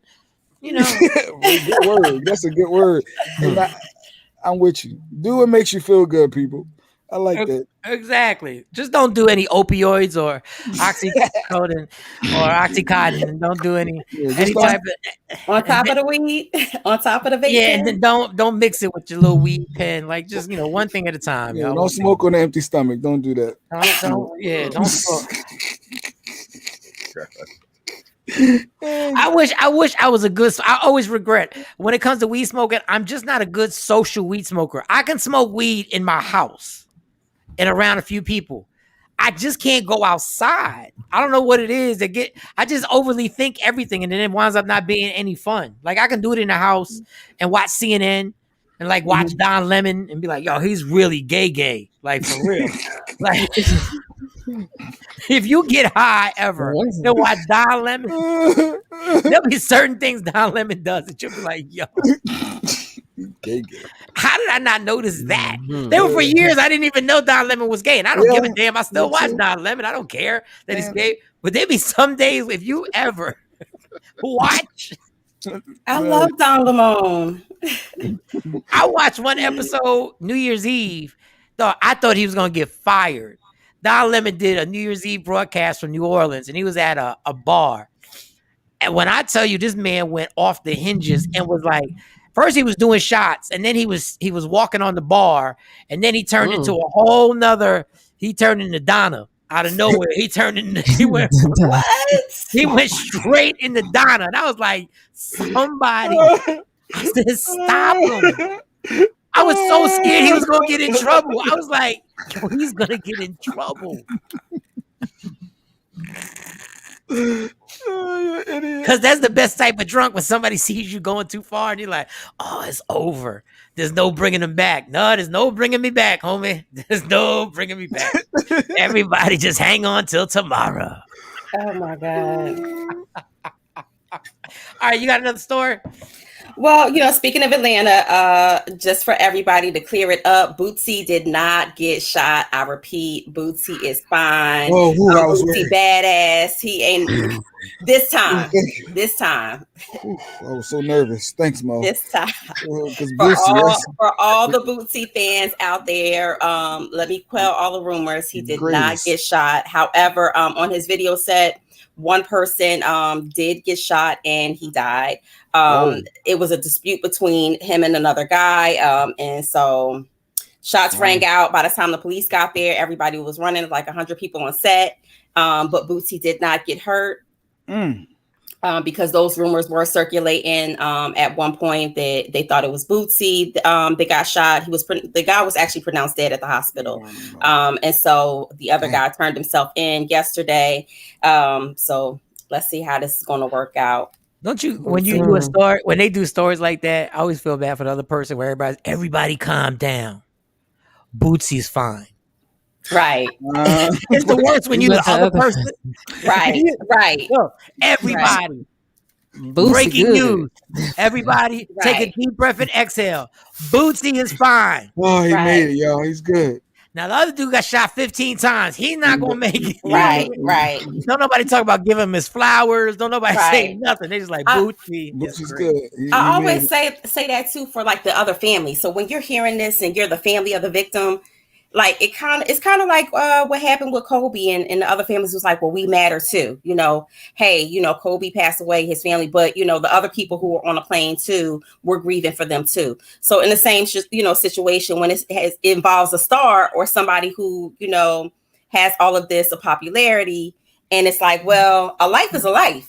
So somebody still lost their life, in this situation. And it was senseless because it was over an argument. They got into a dispute. The guy who, died was 22, and the guy who shot him, the guy who died was 20, and the guy who shot him was 22. So it's not a hip hop. It's not a hip hop thing. It's not a hip hop issue. No, it was a personal issue between them two. From what I'm hearing, and it just amounted into gunplay. All right, y'all. I got to get out of here. This has been great. Oh yeah. I want to thank everybody. Is your shirt on? Got the starch. You good? It's ironing, but I'm real anal about stuff like that. I just hate the fact that I gotta hang it up in my car, and then you don't want it to touch the seat. And I have ADD or whatever the hell that thing is called. It bothers me. It just bothers me. That's why they make stuff for that to help with that. Yeah, I'm not taking ADD. It's obsessive compulsive. Oh yeah, OCD. OCD. I do have ADD too, and I know I do have it because when I did Adderall, let me tell you the happiest moment I ever had. I was at the bar and this guy was like, "Have you ever tried Adderall?" I said, "What does it do?" He said, "I've been taking this since I was a kid. It makes you focus." And he gave me the Adderall, and I tell you, it was an amazing drug. And I know if I got tested, they would test me for ADD because my thought process is all over the place. Now I did play a video game for like 7 straight hours, this golf game, and I did. I played this golf game till the lights came on, and they let me play even longer. But yeah, I need that. Contributed. If anybody has a doctor, I need to go to a doctor and get it myself. All right, y'all. This has been great. I had a good show. I'm doing a thing. I'm a celebrity guest judge for a cooking show, which is the funniest thing ever because I have the most ghetto taste buds in the world. I don't know why they're having me. I think ketchup. You can taste the lemon. You can taste the all that stuff that they put in here, right? And I know what they want me to do, and they want me to be funny and stuff like that. And I'm like, cool. I always got to be the ass because I don't like. I truly think ketchup is seasoning. Like I'm not into. I do. I think ketchup is seasoning. All right, well, we'll hear more about it. I don't want you to be late. So yeah. I got 10 minutes. I got like 10 minutes, and they said bring 2 outfits. So I got 2, and I got one super comfortable one. I'm like I'm not wearing a tie, and y'all crazy. Did they tell you what color like to wear? Like I know when I was on the chew, they told us we had to have like certain colors or whatever, like the pop. Yeah, they said don't wear black. Or if you wear black, wear something to balance it out. Get out of here. I'm Puerto Rican. I like colors. It's gonna be fun. That was so stereotypical, Jay Black. No, that's what he said. He Puerto Rican. He like colors. I didn't say that. He said that. I remember. I had all them stereotypical jokes are the best. I said my grandfather is the type of person when he wears an outfit, when he walks outside, it looks like he's trying to match everybody's outfit. I took my grandfather to the West Coast and all the gang shot at him.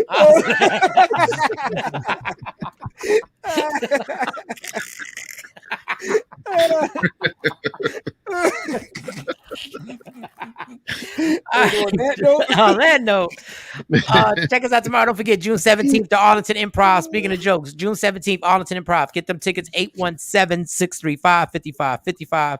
Go to my Instagram at Mike Shawn Comedy. That's the easy way to tap the link in the bio. Love me for who I am, not who you want me to be, because I can never be that and understand there's only one thing in life that's guaranteed. It will end. So enjoy every minute, every second, and protect your happiness. You fight for everything else. Fight for that, y'all. It's Michael Shawn, Sexy Mo, Jay Black, Shawnee. Why was I call you Shawnee Culture? Shawnee Scott on air is another friend of ours. DJ Cam, get us 11 number 1. We'll see you tomorrow. 6 a.m. Central Standard Time, 7 a.m. Eastern Time, and West Coast. Figure it out, because I can't do all that math. It's Michael Shawn and TakeOver Legends. Yeah. Hey, yo. It's going to be a hot summer, because we back at it, man.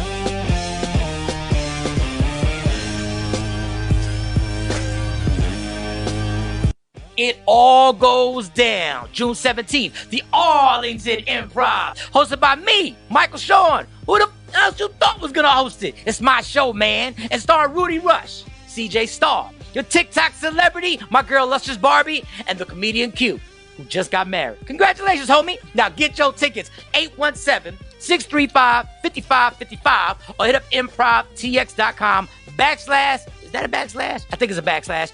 Arlington. Or it could be real simple in your life if you tap the link in my bio. June 17th, the Arlington Improv, the Laugh Out Loud Comedy Show is back. It's going to be a hot summer. And it's all powered by the Breakfast Brothers. Yeah!